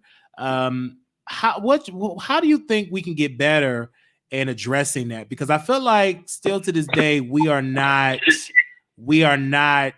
giving that a much of attention like we do Black men that are getting killed by the police. Why do you think that trans women murders are not getting as much attention? Well, part of it, I believe, is because we are a marginalized community. When you are already a marginalized community and then you are even more marginalized, I mean, just as a Black person, and then you have the intersectionality of being trans, and then you have the intersectionality of being a Black trans woman. So it's adding layers on layers on layers. And sometimes when you get that deep into things, people don't pay as much attention to things because it's not happening as much. But when you look at it on a per capita basis or just a percentage, overall, just like with HIV, we are much more impacted than a lot of other communities. We're just not as impacted as much because there are not as many of us. So a lot of the times, you know, we just get skipped over. And then it also happens a lot where people are misgendered. So when they're originally reported as far as their death or their attack and things like that, sometimes these law enforcement or reporting agencies will misgender the people and will put the information out based on their dead name or, you know, what their birth sex was versus what gender they are currently expressing at the time. So that happens a lot, and sometimes we don't find out that these crimes happen until a while after, once things have maybe been researched or more information is given, and then the gender is revealed that it was a transgender person and not a cisgender man or a cisgender woman like they report sometimes. So, I mean, I believe that that plays a lot of it. And then, you know, I also just believe because of the amount of stigma and shame and, you know, things like that that are already attached to the LGBT community or LGBTQ plus QIA plus, excuse me. You know, I think that that is part of it. And then because of being trans is kind of a step below, you know, being a gay male in a lot of people's eyes. You have a lot of people who have the attitude of that's what they get, or they don't care, or, you know, things like that. So, I mean, there are a lot of different reasons I feel that it's overlooked. Because Madison wrote this tweet. She said, please miss me with those dumb fucking excuse lines. He ain't know, or they be tricking men when you try to blatantly find justification in murders of trans women. Men been using those lines to protect that manhood shit for years. Wake up, they fuck us too. Do you feel like that trans women are dying at a high rate because they're tricking men and not telling them that they've been born a male? But I will say this. People are willing to die or kill to protect certain things, like their name. and this is not exclusive to just the trans community. There are men who will kill a gay male because they are threatened to be exposed, or, you know, there are situations even where men will kill a mistress because the mistress is threatening to expose them, and it may derail their career or their family and home life. So this is not something that is exclusive to the trans community. Anytime you have men, okay, of any race or color or ethnicity, anytime you have men that are doing things that they are not proud of, or that they feel like they should be ashamed of doing, or that they feel like they have to hide or keep a secret or anything like that, a lot of the times those people are willing to kill or die to keep those secrets secrets, or to keep them, you know, covered up instead of allowing them to come out. So, you know, there are instances where, you know, these men know what they're doing, and then after they, you know, after they have that moment, you know, after they climax or whatever you want to call it, sometimes reality sets in. And I'm sure for anyone in here that has a penis, they can probably understand exactly what I'm saying. Sometimes you are just caught up in the moment and doing certain things, and then after you bust that nut, excuse my language, reality sets in, and it's like, oh my God, what did I do? Oh my God, I didn't wear a condom. Oh my God, I let them bust me. Oh my God, I didn't make them pull out. Oh my God, I can't believe I did this. Oh my God, I can't believe I let her give me head. Oh my God, I can't believe I let him do this. So that happens on many different layers, but it's always easy to, you know, basically say, well, she didn't tell me, and people will, oh yeah, well then it's okay. You know, so it's really just an excuse or some way to try and justify people doing things, just like the young man, like I said, that killed those people in Detroit. He killed a trans woman along with gay black men, and he knew exactly what he was getting into. According to the testimony that was given during the actual trial, he knew what was going on. All of the people there did sex acts on each other and performed sex acts on each other on the way from the gas station to the sex party that was going on at the house. Everybody at the house saw him doing what he was doing at the party, but then after he had that moment and it was time for him to leave, he came back with the mask on and he shot up those people. And he did it because he didn't want his neighborhood or his block or his hood or his family or his friends to find out what he had done. And he said that in court. It wasn't because, oh, they didn't tell him, because of course that was the initial report that came out. Oh, she didn't tell him that she was trans. That's the first thing that people automatically assumed when they found out a trans woman is involved. Oh, she didn't tell him and he came back because he found out and killed her. No, that was not the case.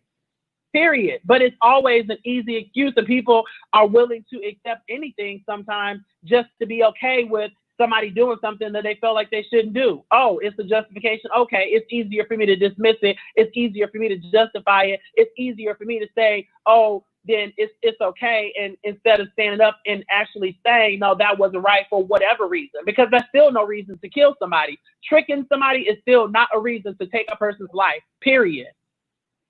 I feel you on that. And you're talking about that case with the man that they picked him up and he went back and shot all those people. I personally believe that people know what they're getting into. I think when you talk to a trans woman, you know you're talking to a trans woman. I just think that reality do sets in, and you don't want people, your homeboys, your neighborhood, your family to know that you did what you did. But what is the solution? Do you think that we need more representatives from the trans community working in Black Lives Matter movement?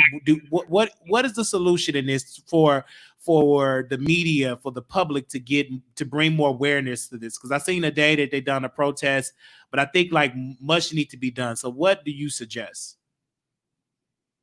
You know, first of all, you have to be willing and open to change and to learn. And as we know, the only constant in this world is change. And unfortunately, there are a lot of people who are afraid of change. And in order for anything to change, first people have to open their eyes, their minds, and their hearts, right, and be willing to actually see, hear, and feel differently. And not everyone is willing to do that. Some people are okay living in their ignorance. There are a lot of people that are okay with that because it may contradict some other beliefs or things that they have, because sometimes people feel like it's either this or that. It can't be both. So that's one. And we need more people to start speaking up and standing up and protecting marginalized communities. Black people did not get all of the rights and privileges that we did in this country on our own.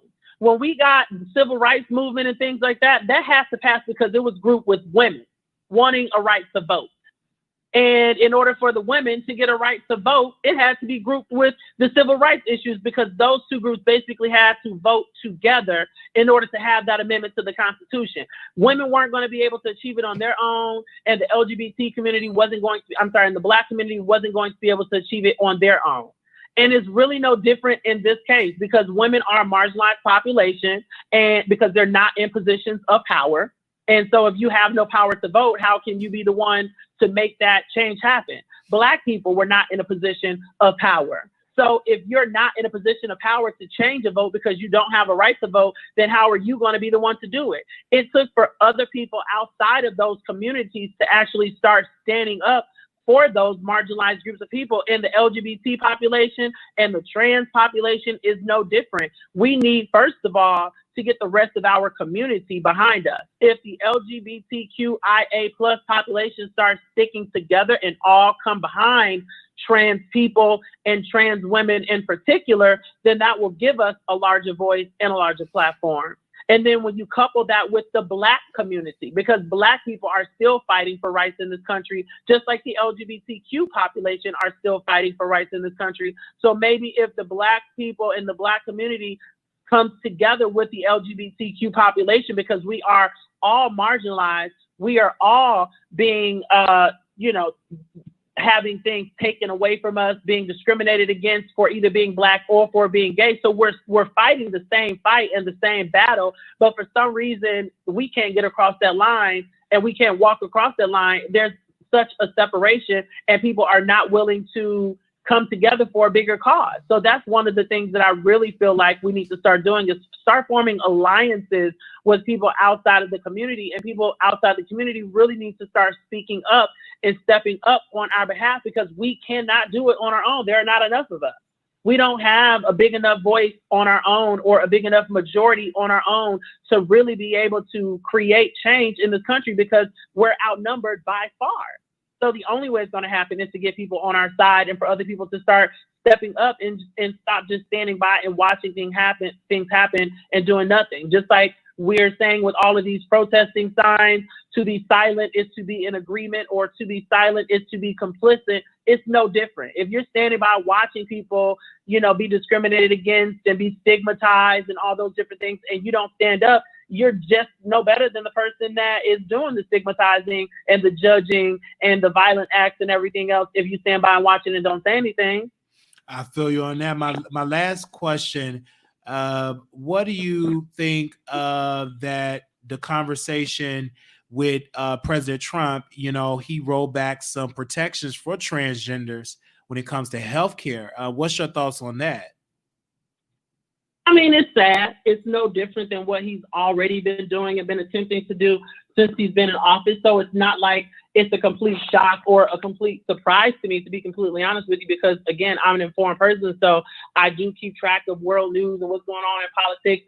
So it really should have caught no one off guard, right. Especially when they were already sending things up to the Supreme Court, trying to remove protections, for transgender people and things like that across the board. This really should have been no surprise. I mean, he's been trying to roll back some of the things Obama put into place since he's been in office, and he's been doing things to try and, discriminate even further against the transgender community since he's been in office. So it's really no shock.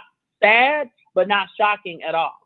But again, it wasn't trans people that got him into office. So I'll just say that, because there are not enough of us. Well, thank you so very much for calling in, because I had to get your input on there. Like I said, I'm going to do better in covering these stories and bringing more awareness to trans lives and to bring you on, because I think your voice do matter, and we need more voices in the trans community to get a platform, and then also brothers, whether you gay or straight, to use our privilege as a man to bring awareness to it as well, because these are our sisters. And I don't like it. I don't agree with it. I think it's sick to kill someone because you're not confident in your own sexuality. It's not good. If you don't like trans women, don't be around them, right? But that doesn't give you a right to take their life. So that's what I believe. I mean, it's no different than a white person attacking a trans person because they're black, or just because they have to be in the same place. It's no different. And so when people try to separate the two and say, oh, it's all one thing and all this and all that, like, it's no different. And that's what I'm trying to get people to understand, is that it's no different.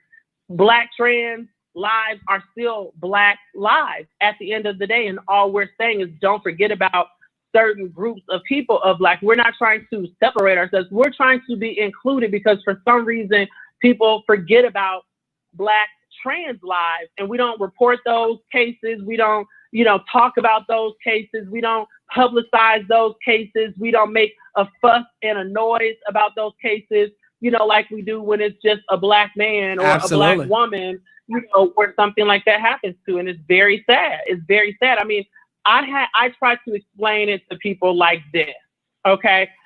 If you are a corporation, which by law is treated like a person, okay? If you are a corporation and you are trying to get a group of investors to buy into your corporation, then you have to have your ducks in a row as a corporation.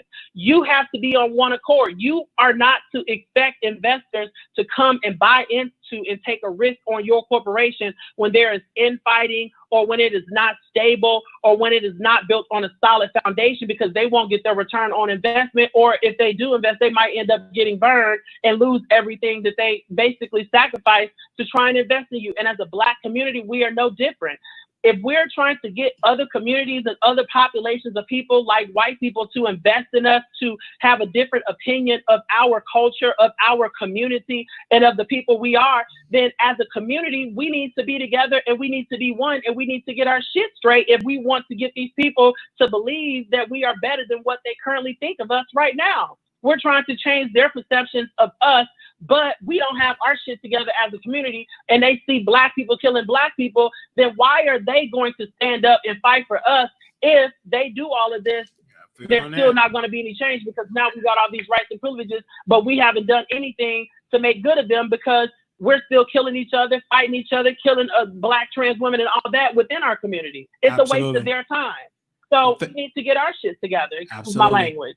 Thank you so much, Naima, for calling in, for letting me know that. And I'm definitely going to keep in contact with you, and we definitely going to bring up more stories and get more involved in that, and to bring more awareness. You're welcome. Thank you guys so much. And I really appreciate you for doing this and taking the time to put an emphasis and focus on transgender people. So you have a wonderful day and enjoy your show. All right. Thank you. All right, you guys, that was Naomi on. And so we want to thank her for that.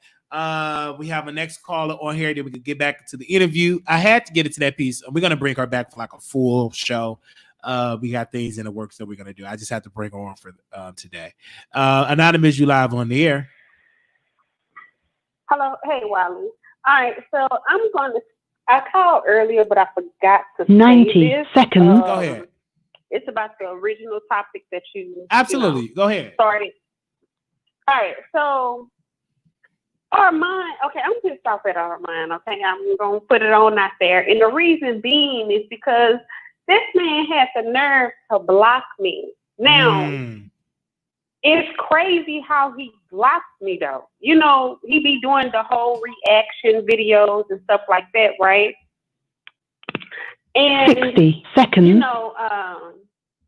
Kaya did her video, so I messaged I had went in his comments, tagged him and everything, and said, hey, are you going to react to Kaya? And then I had went to Shade Room because they posted what she did on YouTube. So I had tagged his name under there to let him know, hey, this is the video I'm talking about. So I guess after he got his strike, he just went on a blocking rampage of everybody that told him to do the video.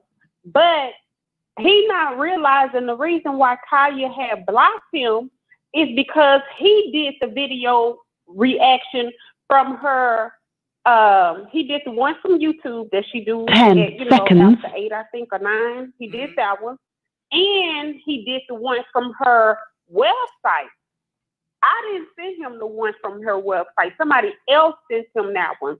So I think that's the reason why she had put a strike on his channel, because he took the stuff from her website where people have to pay to see her do that part of the entertainment. And, I just think that he's wrong for that. Like, I didn't notice this man not going and asking these people, hey, can I react to your stuff? I didn't know he wasn't doing that. So I'm not understanding why would he just go and just start blocking people that, asked him to react to that,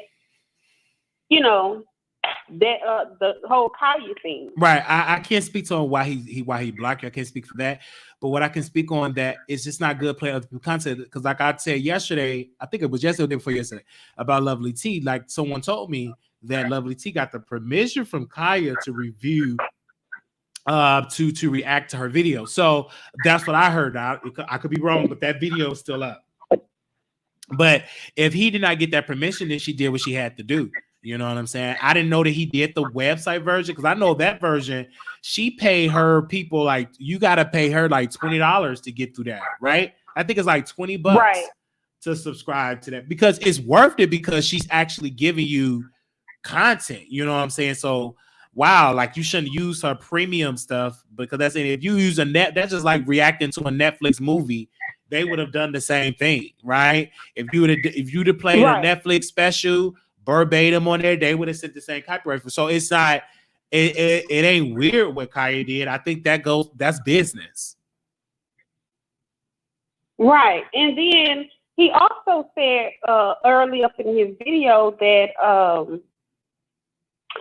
that he was upset at her because she didn't reach out to him. First off, how did he even know that she know him? Mm-hmm. And I think it should have been the other way around. He should have reached out to her, which I thought, and I'm sure everybody else thought, that he's reaching out to these people before he's just doing reactions on them, knowing that he could get a strike if it's not approved. Because that way, if they did try to do a strike, he can go to YouTube and say, hey, I have emails between me and this person where they told me I can do it. So I don't think that it's right that he took it out on his listeners, that, he doing that type of stuff. But yeah, that's all I wanted to say. Yeah, but thank you. But I had a question. A viewer wanted to know, did you reach out to on why you were blocked? Did you send him an email? Did he give you a response? No, I didn't. No, I did not send him. See, that's another thing I don't like about him. Like, if I was to message you, you respond back. Back when I was watching Storm, before he, called that chick, I don't know her, Nick at Night, before he called her a spoiled rotten cookie, like, I would message him, he would respond. But it's like with Armon, I don't know if he feel like he's above everything. Like, he don't even respond to people unless it's like bad things about Tasha.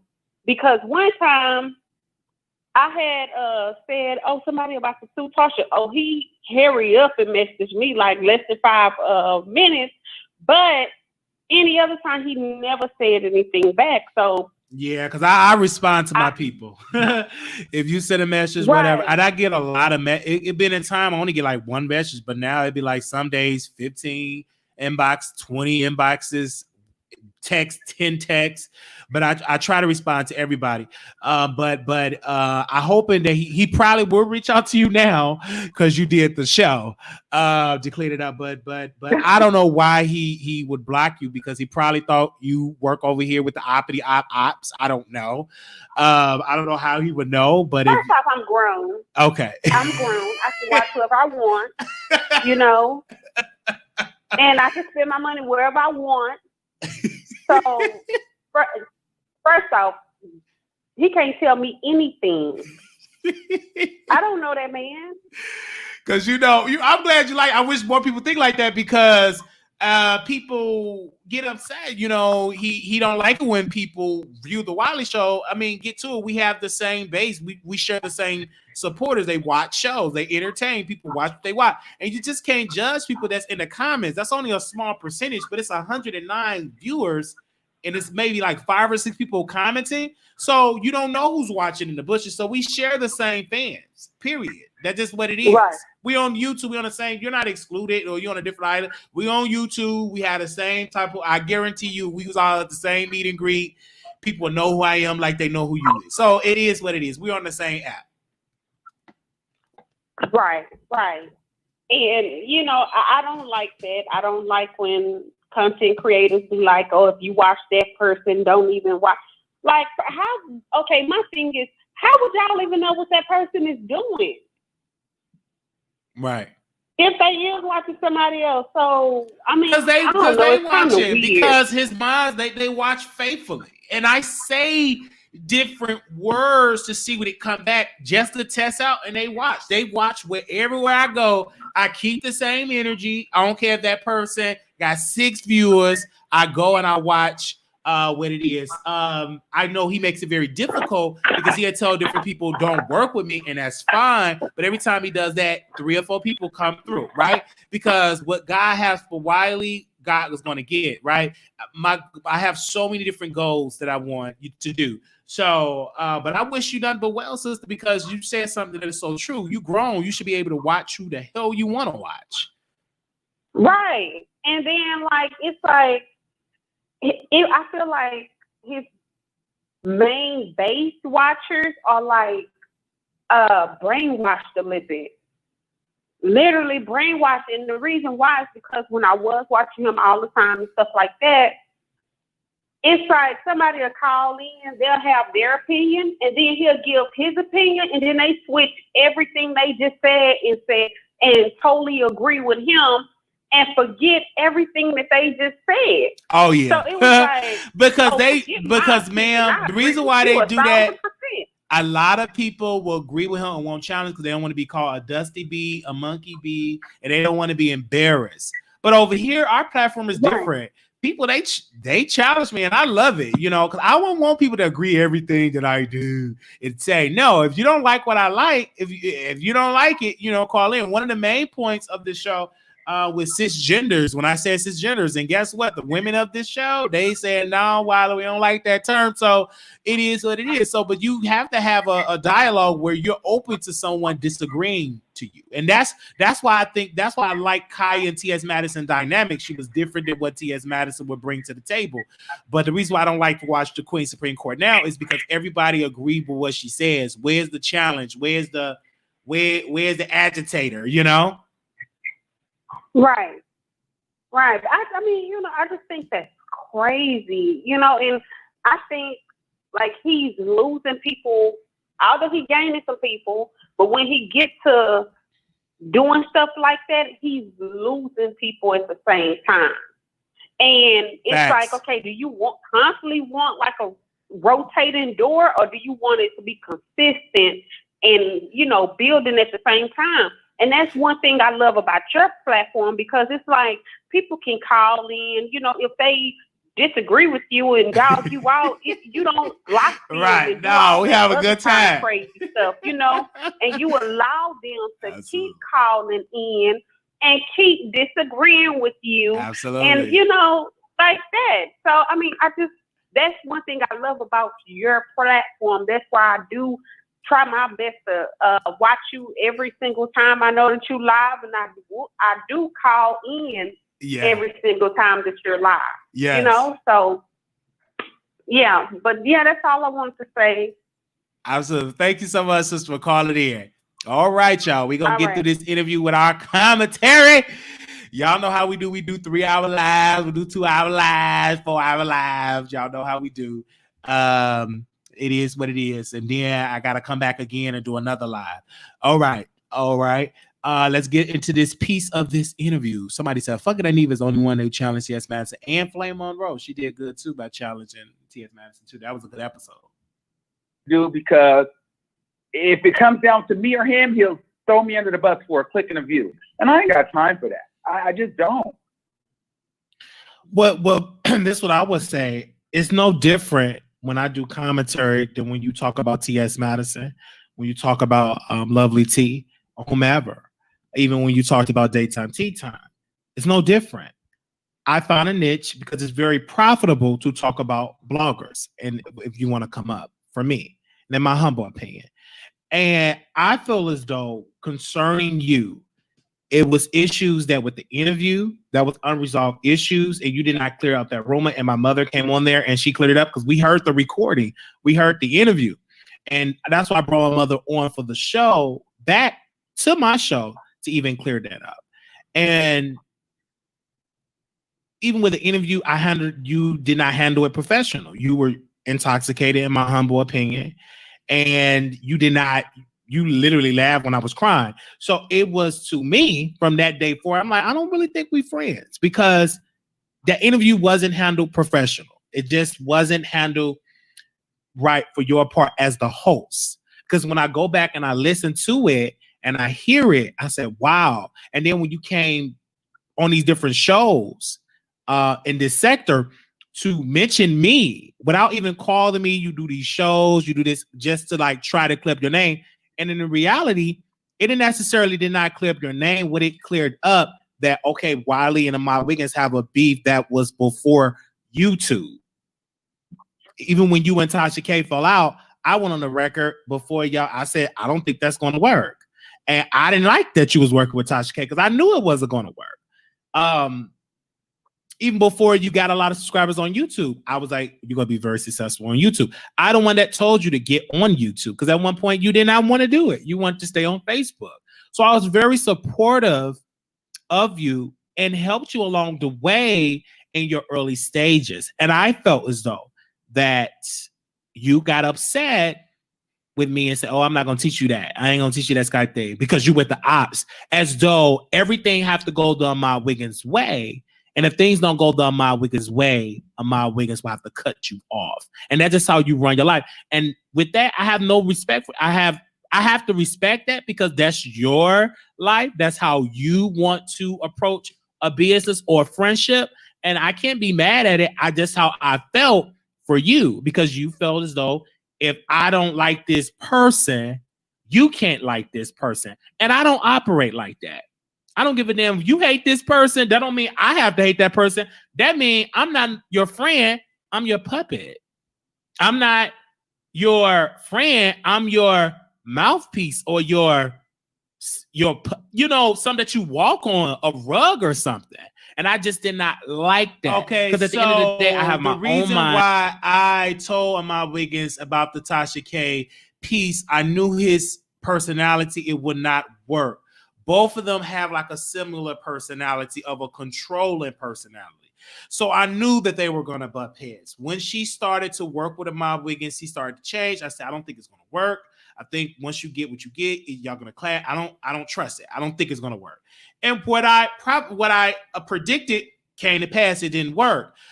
Because both of them have a similar type of person, controlling personality. It's the Tasha K way or no way. It's the Armon Wiggins way or no way. Got a similar type of personality. Tasha can hide it more better because she's a woman. Just little stuff she can hide it a little better than Armon Wiggins. But they still have this personality, and I kind of sensed it. And this is me. I kind of sensed it when Storm was interviewing T.S. Madison, and how Tasha kind of dominated it and did not want him to say something like that. So I knew that they have that type of personality. They would never probably get somebody that can really match their personality and give them a run for their money on their show. They will always have somebody to sit beside them that they won't never challenge them like that, right? So they both have the similar type of personality. And I knew, and I told him then, this is the beginning of it, for all the views, for all that. I said it ain't gonna work. I don't trust it. I said it, and I say it again. I said it then. I said it now. I kept the same energy, and look what happened. They both beefing, calling each other bees. He talked about her modeling skills. Talked about her family. Had a caller, read the whole family. So it is what it is. So that was my prediction on that, and I was right, because it didn't work. They both beefing. And I stand by what I said. I I have my own opinion, and I like who I like. And it may be the same people that you don't like. And I might like that person. And I feel like we should be cool with that as long as we have an agreement. And I felt as though that you pushed the gun, you blocked me off. I will never forget the day that you blocked me. You didn't even call me. You just blocked me. So already I'm having doubts and I'm emotional. I was like, wow. So I'm like, what else? I was like, okay, let me go on social media as though, because that takes me back to when the family blocks me and they were, okay, whatever way to get their attention. I know that everybody gonna tune into social media. So I go to that outlet.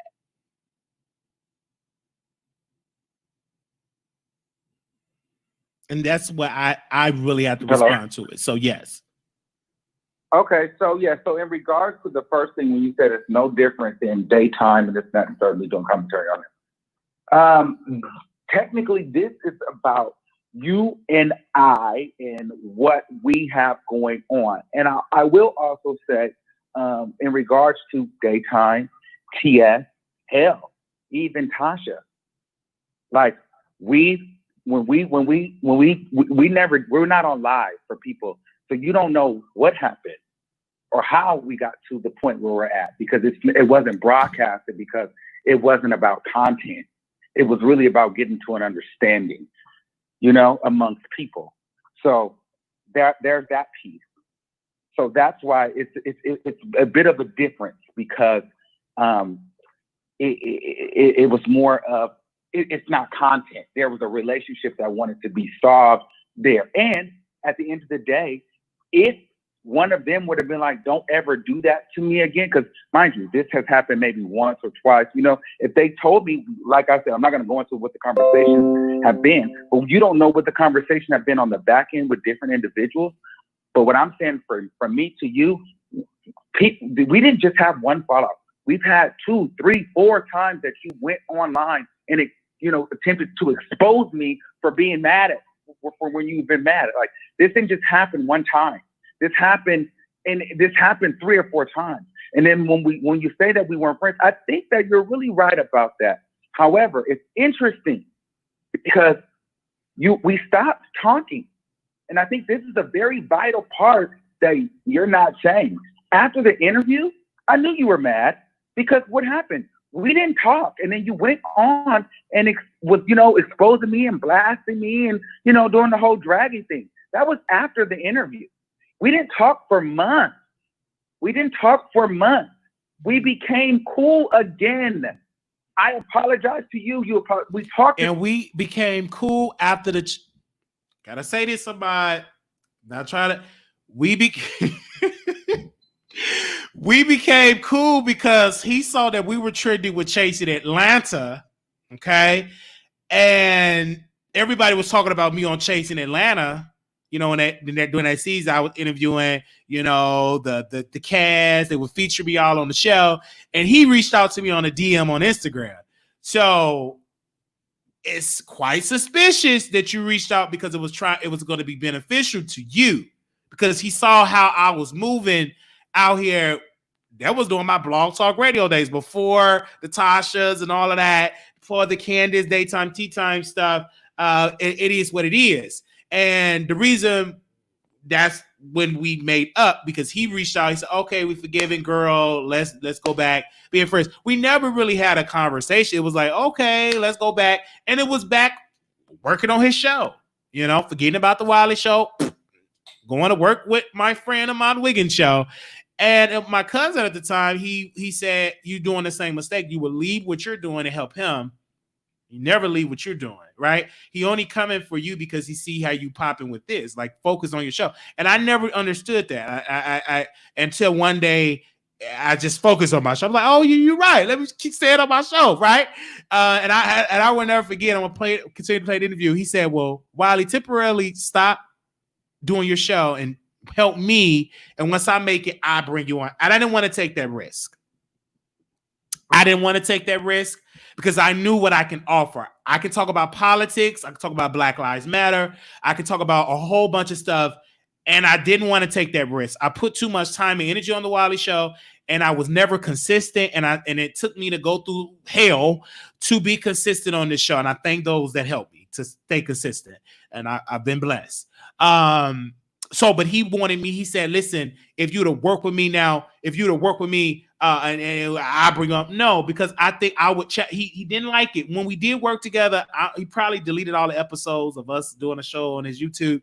Probably did, but he did not like it when I would challenge him. He don't like it, but I'm going to challenge you. I'm not. This is why I'm so known, because I have my opinion. You got your opinion, and that's magic for a show. I've always said if me and him ever were to do a show and and we would literally take over the internet. We would be the male versions of Kaya and T.S. Madison. We would take over the internet because we have strong, dominant personalities.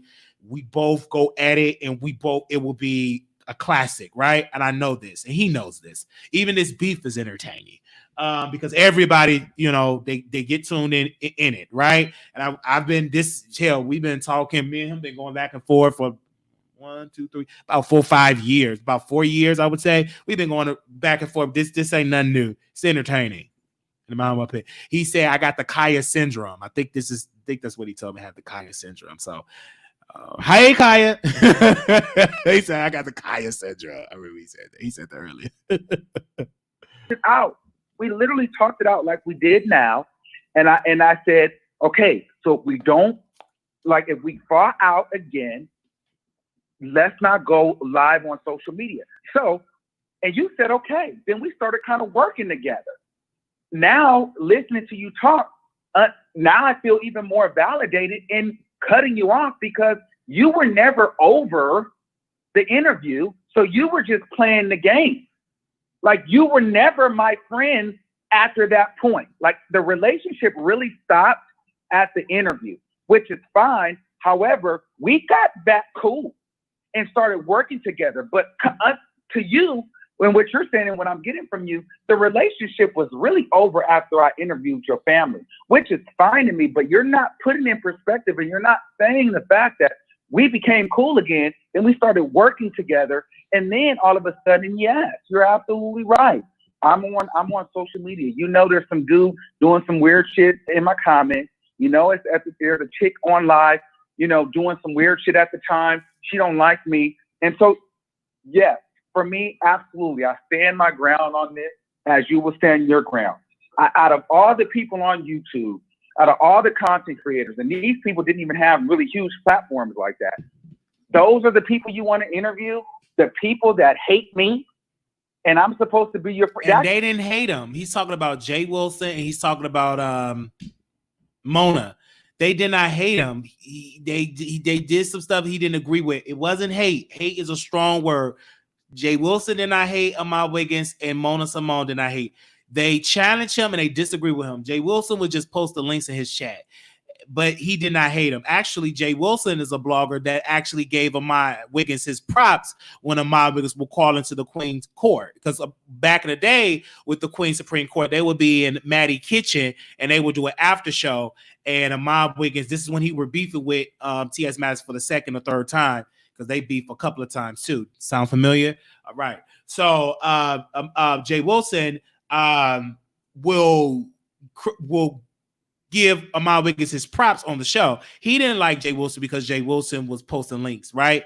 But I once interviewed Jay Wilson because Jay Wilson was criticizing the store, what was that? Criticizing Star Marie and all that point. I said, hey, let me talk to the brother. And I reached out to Armon Wiggins for Skype, and he said, you asked him for that. Don't ask me. Talking all crazy, weird. I said it is what it is, right? If you want to say that, you don't want to help me with it. I said, okay, Jay Wilson, it's fine. Let's do it on the Blog Talk Radio. I just asked him, can you teach me how to do Skype with OBS? That's all I asked him. He didn't like it because he felt as though in that Jay Wilson interview, we're gonna drag him out because that never happened. That's his drunkenness or his paranoia working with her. That's the Gemini feature. No, because I'm gonna do what I want to do, and that ain't gonna never change. I'm gonna do what I want to do. Period. Just like me being Cardi B's best friend, and I'm going to want to go and do an interview with freaking Ra Ali. It's just like, Why out of all people you want to go and get your clicks and views with the fucking op? Now, if you don't see anything wrong with that, this is why we're here where we're at. I understand, but this is why I'm saying he's working with Jay Wilson now. So Jay Wilson never had an issue with him. He didn't like it because I wanted to branch off and do my own entity because I was smart. I knew, and let me plant these secrets. This ain't gonna work forever. I'm very smart in knowing that. And so I wanted to branch off, and I'm glad I did so. I'm glad I did it. And it is what it is. It is what it is. And me and Jay Wilson made a lot of money. Me and Jay Wilson made a lot of money talking about each other. I was just watching a Jay Wilson video when he was roasting me. Me and him I used to be his content, baby. Me and him used to go back and forth in the beef sector. Any witnesses in the house, me and Jay Wilson used to go back and forth, roasting and gagging. Right? It was mutual. Nothing about no Armon Wiggins. Right? So he like I wanted my own niche, my own voice. And what Armon Wiggins wanted, he didn't get along with a lot of folks. And I got along with a lot of people because I'm not friend. I don't look at it like that. I look at it, let me interview him, let me get a click. That's it. Baby, it's business. And this is one reason why I rock with VS, because for a long time we understood the click and a view. Even when we fell out, we understood a click and a view. We understood it. And that's why I still give her props to this day. That's why I be wearing this dashiki, because she started wearing dashikis and stuff. So I still give her credit. But when we had our dynamic, it was clicking a view. That's what it was a business.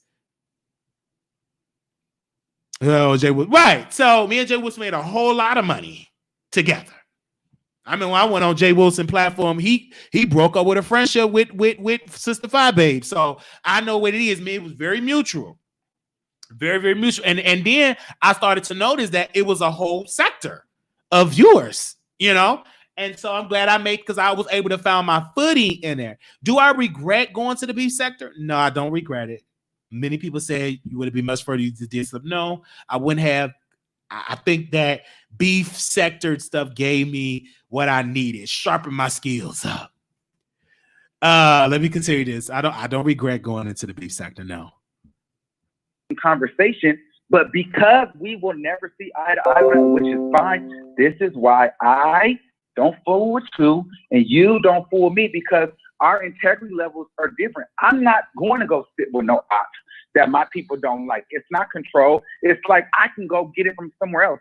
I don't have to go interview a bitch that deliberately don't like my best friend for some clicks and views. Like to me, that doesn't make sense. It's never going to make sense to me. And I would never have a person like that around me, because they'll do anything for an opportunity. And so that's just that on that. Well, and yeah, like that's just that on that. Well, like, to I me, mean, I think I said it all. And I hear that point, but it seems very weird to me how you would break up with Tasha and then you would befriend Candace. And see, this is where the whole thing with the brother Jay Wilson situation is different. Let me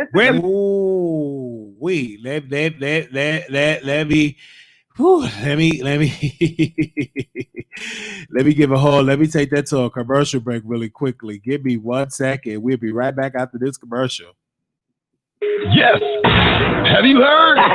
The Wiley Show is expanding and will now be on Station Head every Monday night at 9 p.m. Central Standard Time. That's right. Download Station Head today. You won't, because you don't want to miss Wiley being raw and unfiltered. The Wiley Show every Monday night at 9 p.m. Central Standard Time on Station Head. Let's do it, yo. Send it home. We wasn't best friends. It was an interview, an innocent interview. And the issue that you had with Brother Jay is that he was putting links in your comments. He wasn't dragging you. He didn't say, I hated you. That wasn't the case. It was an interview and it was a collaboration. And after you blocked me and did not teach me the Skype, we went on and did Blog Talk Radio. It was no anti-Armon Wiggins at all. That wasn't the case. And I could not put my show in the back seat because of your feelings, in a sense. Okay, well, he don't get along with this person, get along with that. And a lot of people you didn't get along with. And a lot of people You did not Since we're bringing other people into it, right? You got other content creators now that I don't even want to bring nobody else into it because it's not that kind of show. It's not about that. It's about you and I. So go ahead. But if you brought that example up, I have a right to respond, bring up an example. Well, after you broke up with Tasha, you got with Candace, like, period. And I stand with it. And that ain't gonna change. That ain't gonna change. I had to bring it up. It helps win my argument. And it is a very good, effective argument, and it needs to be brought up. So I have to bring it up. It's like you can't just damn me for doing something that you yet are doing now. Now, if you were that type of person that didn't do that, then I would never bring that up. But I have to bring it up because that helps with the argument that I'm presenting. And again, I interviewed Brother Jay Wilson. No, that doesn't make sense, bro. I interviewed him. Sense, bro. We beefed. It was nothing. It was no anti. Again, I feel as though you got in your feelings and you thought it was against you. And it wasn't. It was not. That interview with you blocking for that Jay Wilson, it was nothing against you. We wasn't even dragging you. It was a conversation to help grow my platform. That's it. It was nothing, no anti. It was nothing like that. It was nothing. We didn't drag you at all.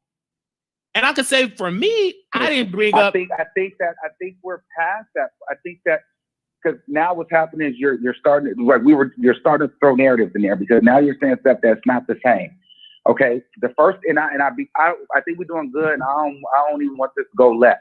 But what I'm saying is you're saying I broke up with Tasha and got cool, which is this is not even about them. But you're saying I broke up with Tasha and got cool with Candace. That's not the same thing as me and you being friends, and then you go and work with the ops as we are currently friends.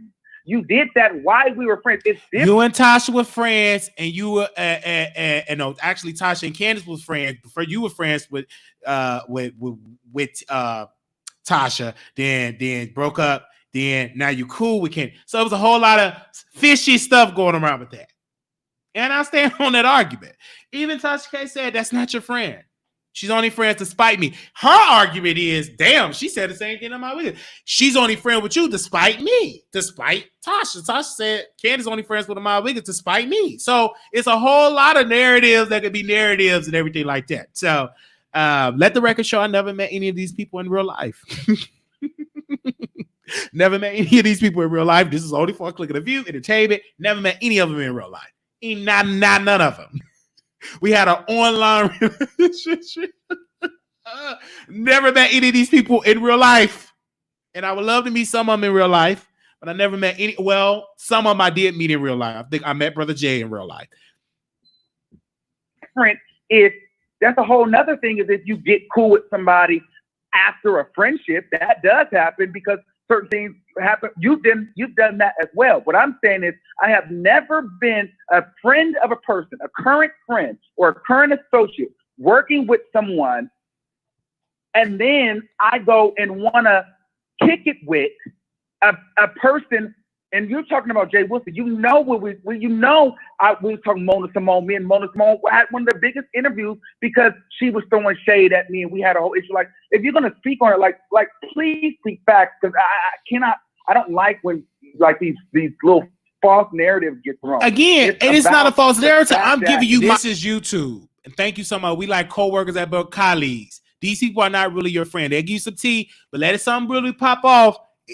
I've seen it happen between the Lovely T's, the Tasha K's, the Daytime Tea Time. A lot of these big people were friends between the Justin J's, between the Andrew and Expression. So whatever it is, I've seen people fall out on this YouTube stuff because a lot of these people be building up stuff like that. Then money get involved, subscribe get involved.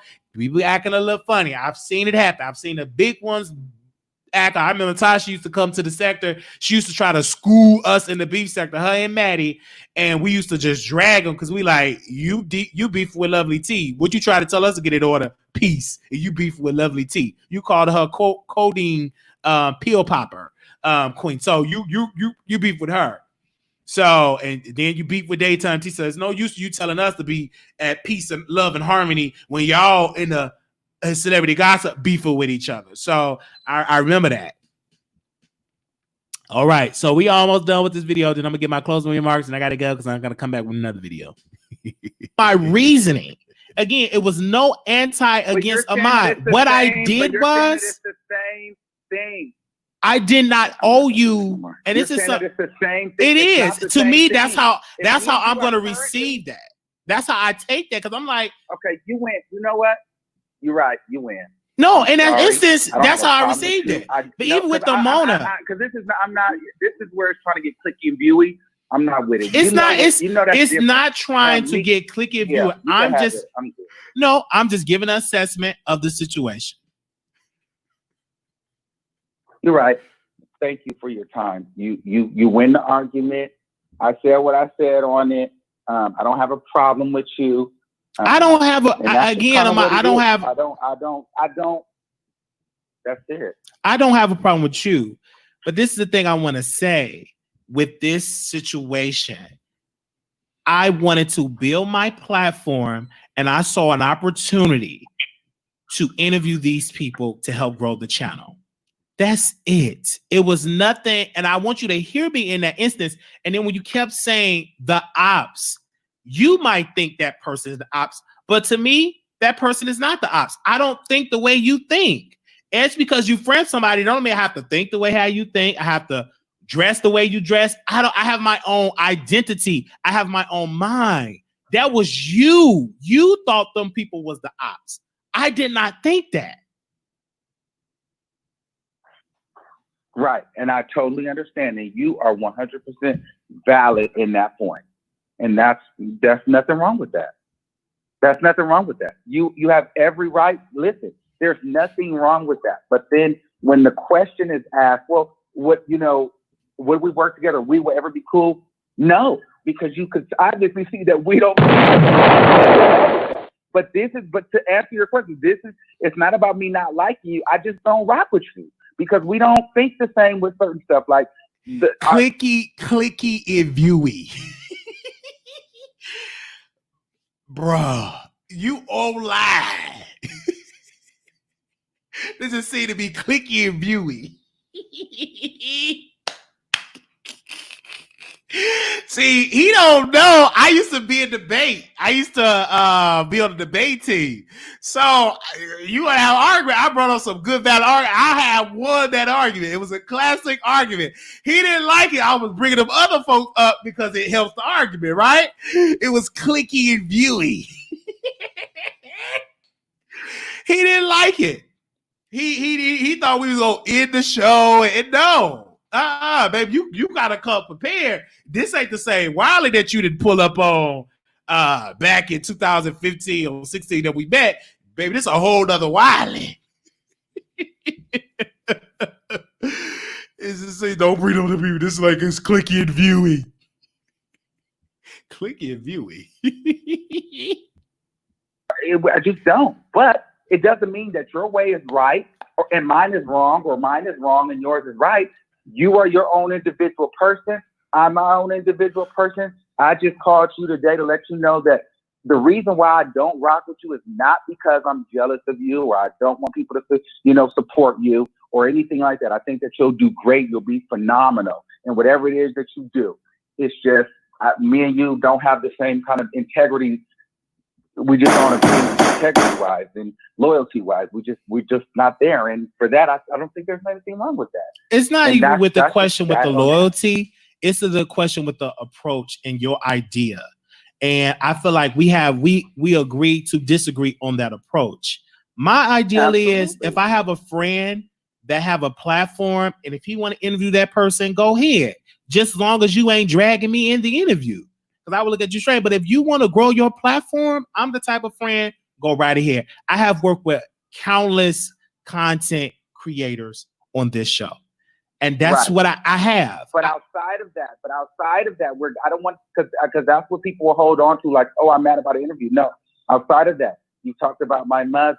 You know what I'm saying? Outside of that, you try to you discuss my man. Outside of that, you try to put these issues like like my family, like your man inserts himself and talk about me. Your mother, you're talking about an interview with a young man that was intoxicated when we had an interview when that young man was sitting beside me, the one that y'all said is a victim, the drunk. We were talking about that. So that's way you've been to about that one, nothing new occurring. That was when the quote unquote victim you say was and all that type of stuff. I do remember that we still have that recording.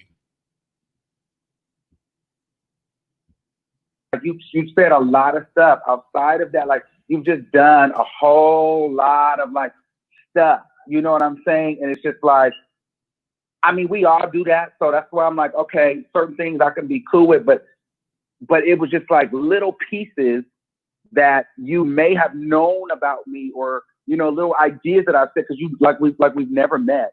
So, but then you would go and sell that to your audience. You know what I mean? For people that don't like me. And so for that, I'm just like, this is just all a bunch of just bull crap, because it's like, it's not that I dislike this nigga. The nigga know why I don't fuck with him, because I asked him. And then there was a whole video where you even said that you was jealous of me. You know what I'm saying? I'm not saying that you're jealous of me now, but you did a whole interview where you were telling people that you were jealous of me. You get what I mean? So it's just like, I did. I don't know. I did that on Ear Hustler podcast with James Cooper, because I was giving my story and my testimony of that. What you took that and spin a narrative, in my humble opinion, and didn't even give promo or attention credit to that podcast doing that live broadcast. You know what I'm saying? So for that, I feel like you were trying to spin this narrative. So, oh, you hear that? Wiley said I was jealous. I said I was, past tense. It was a lot of things that I was doing. I don't do those things anymore. And I feel as though I said we need to have a moment where we can have. I agree with you.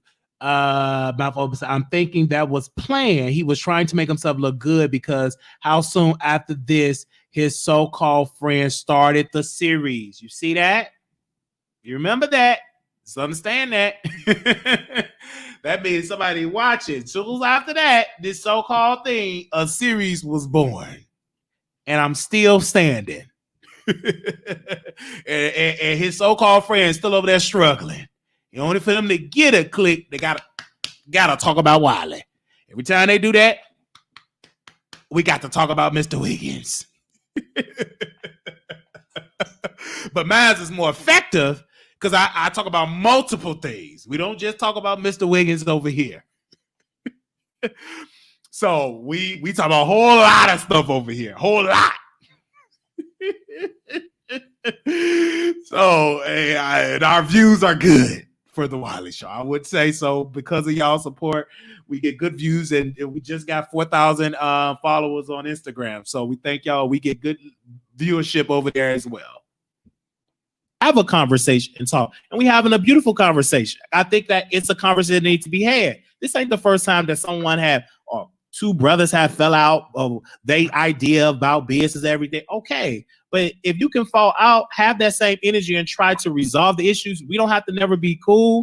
I would never say we would never work together, because I would never say never, because you never know what deals. I would never say never.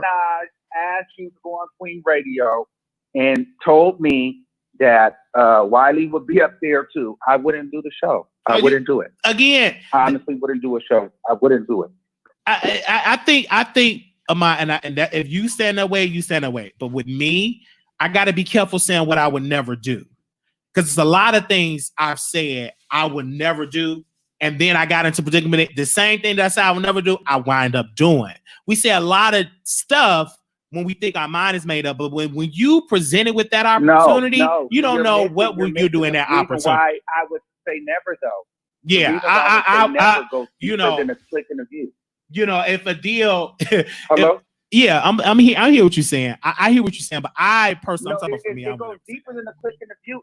It's not even with a click in the view. I'm talking about like business opportunity. It could be anything. You talk about a Nicki Minaj thing. I'm talking about like other ideas, like a podcast, radio show. No, okay. Let me tell you. I'm trying to explain to you. I'm gonna let him listen to it.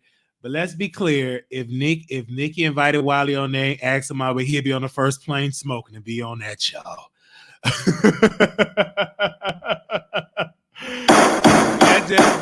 just be clear here. If she call him and I'm there, he ain't gonna leave that studio. That ain't gonna happen. All right. I'm just gonna tell you that right then and there.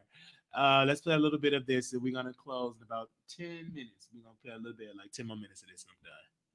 I wouldn't do it, bro. The reason why I wouldn't do it is because at any moment, anything that happens behind the scenes, you'll be back on your platform going live talking about it. And everything is not content.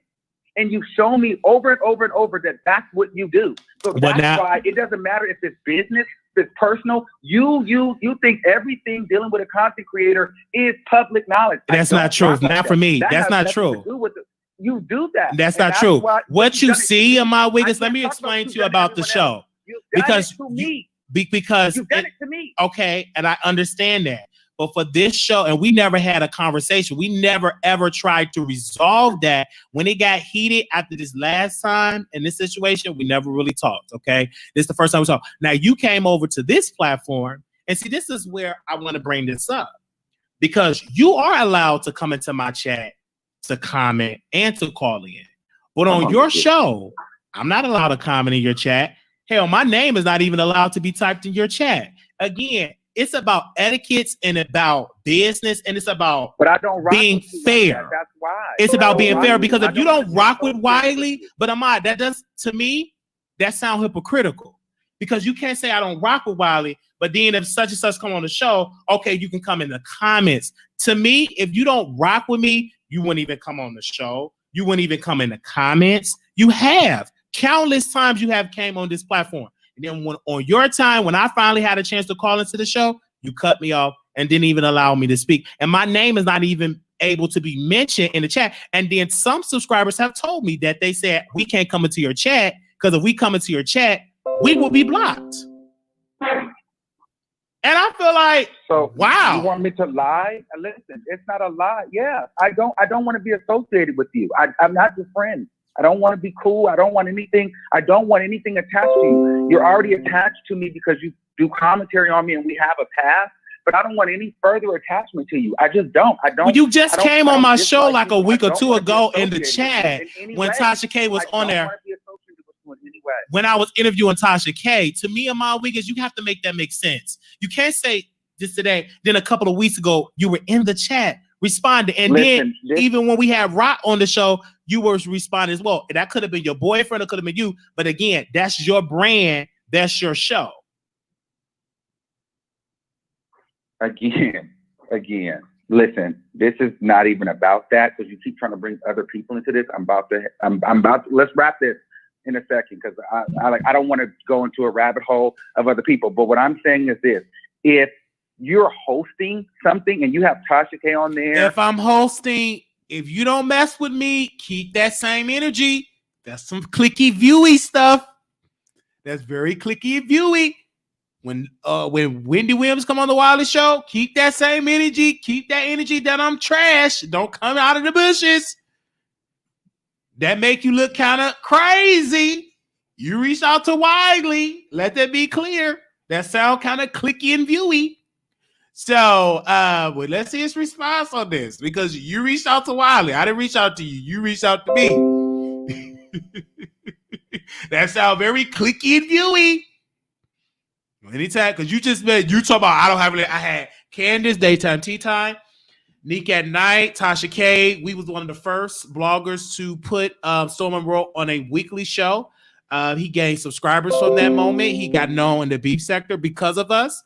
A lot of people went to join Storm for that, and we paid Storm every week. He actually would have got triple the amount of money if we would have kept the show going because we had sponsors that loved the duo between Wiley and 7 Stars and, Storm. So I just want that to be clear. I've hired 7 and Storm. It was a beautiful relationship. I just have to just say that, right?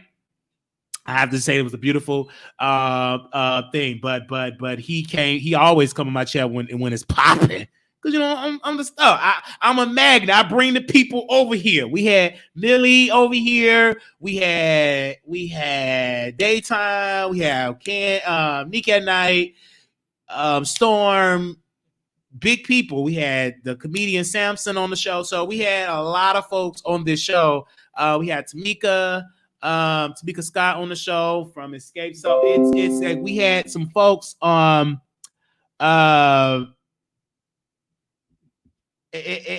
we had some good people on the Wiley Show. So we're gonna thank all them folks that came over here and those that will come in the future. And different people talking in daytime. I'm not coming there for you. I'm coming there because that's where everybody's at discussing. It's not, and I just said I don't dislike you. I'm coming there because that's where the conversation is being held. Like I said, you're talented, you're good. You'll have some conversations. However, I'm not your friend, and I don't want to work with you, and I don't want to collab with you. I don't want to do none of that with you. But I also want you to know that I wish you well. That's the only reason why. But to me, that's hypocritical, though, Armon Wiggins. They came on because of the Wiley Show. Well, because everything that you describe is just not. That's not accurate. Because you can't say in one breath, I don't mess with him. But then, if he had these people, I'll come on his show. But no, if you say I'm this person that won't be in the ops, and this is where I know that the Nicki Minaj says a bunch of bull. Because if Nicki Minaj, if a deal come in and I'm hosting and they offer you, your black behind gonna be up on that show. You can sit there and you can talk about what you're not gonna do. It's easy to say that when it ain't been presented to you yet, but let that phone call come through, you will be right there. It's just that point blank and period. Okay, Wiley. That's what I believe. So come on, because you come over here when Tasha acts. You see how I challenge him? Challenge. You don't like it? You go, baby, I'm going to challenge you. See, he can't roast me like he did Brother Stormy. That ain't gonna happen. He have to be very skeptical how delicate how he have to be. He can't get on this platform like that. But I will say on that backup channel, they already know. They say Wiley. They watch. He don't like to be challenged, and that's one of the things. It's okay to be challenged. It make you a better blogger. Come on the show. The blood of the Lord, and let's wrap it because. I mean, this show platform, so you get the last word. I'm just trying to tell you this. How you gonna come to my platform and tell me to wrap it up? How you gonna come to my house and tell me to turn off my lights? How you gonna come on my platform and tell me wrap it up? Nigga, you on my platform? This ain't your show. Wrap it up. He really thought he was gonna come over to my platform and say, "Okay, turn." No, you could be Oprah. You could be Tyler. You could be Monique. I'm not going to listen to you tell you this the show. You came to my house. You came to my territory.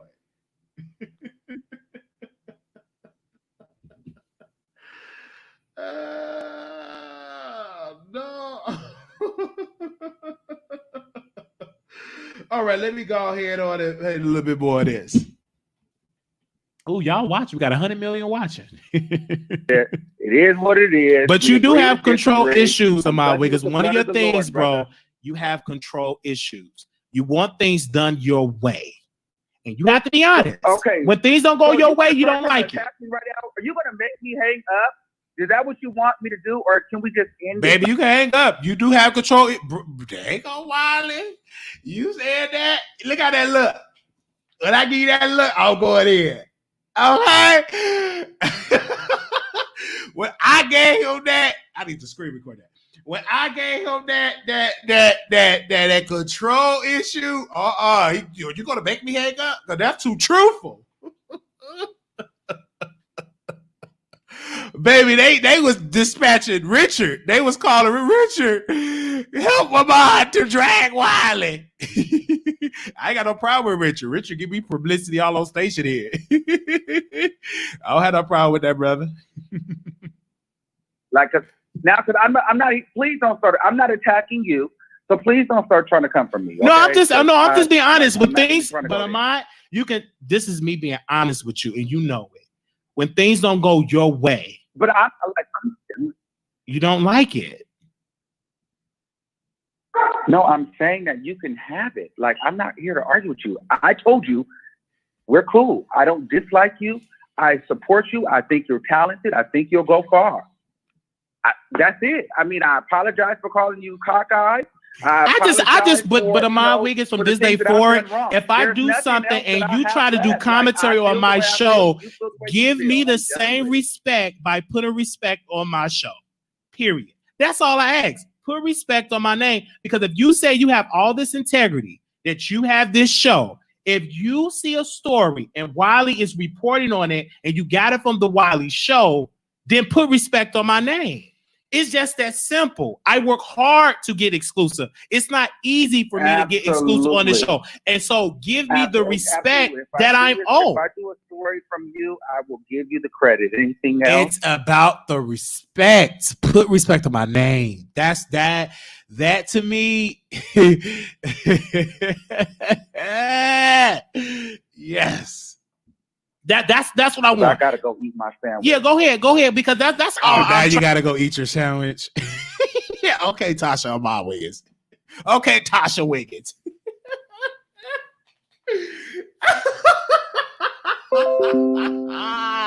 He said, "Listen, I gotta go eat my sandwich with a slice of lemon." Okay, try to get into with that. Thank you.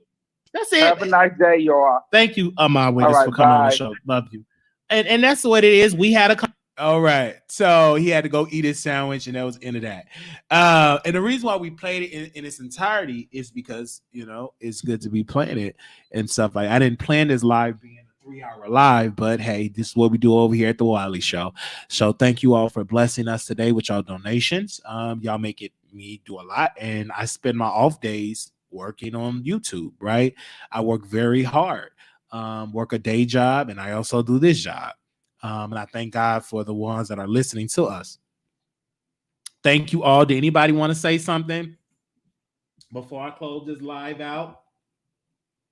Thank you all for showing us love and support, for supporting me on this show. Thank you so much for that. Go eat your sandwich. Don't let it get cold. Oh, God.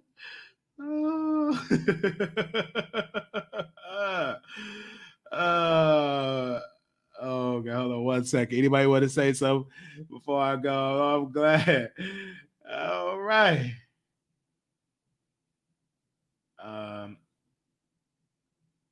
All right. Thank you so much. We about to go because I got to go take care of something, and I'm going to come back with a live. Give me a second. All right. God bless you. Woo-wee. We're doing an outro. We done, y'all. This is good. Yeah, hope y'all had a good time on the Wiley Show. And as always, hit that cash app at Marquise Wiley 28. That's MarquisWiley 28. Hit us up at PO Box 701122, Dallas, Texas 75370. Follow Wiley on Instagram at Wiley Show. Until then, see you next time. All right. Thank you all so very much. See y'all later. Yeah. So if you missed the show, go and catch the replay. And we thank you. Please go in the comments. We need more comments and more likes. So if you can, go in the comments and leave us a comment. Thank you all. Y'all have a wonderful. Thank you so much. Shout out to all my mods for coming through tonight. Thank you.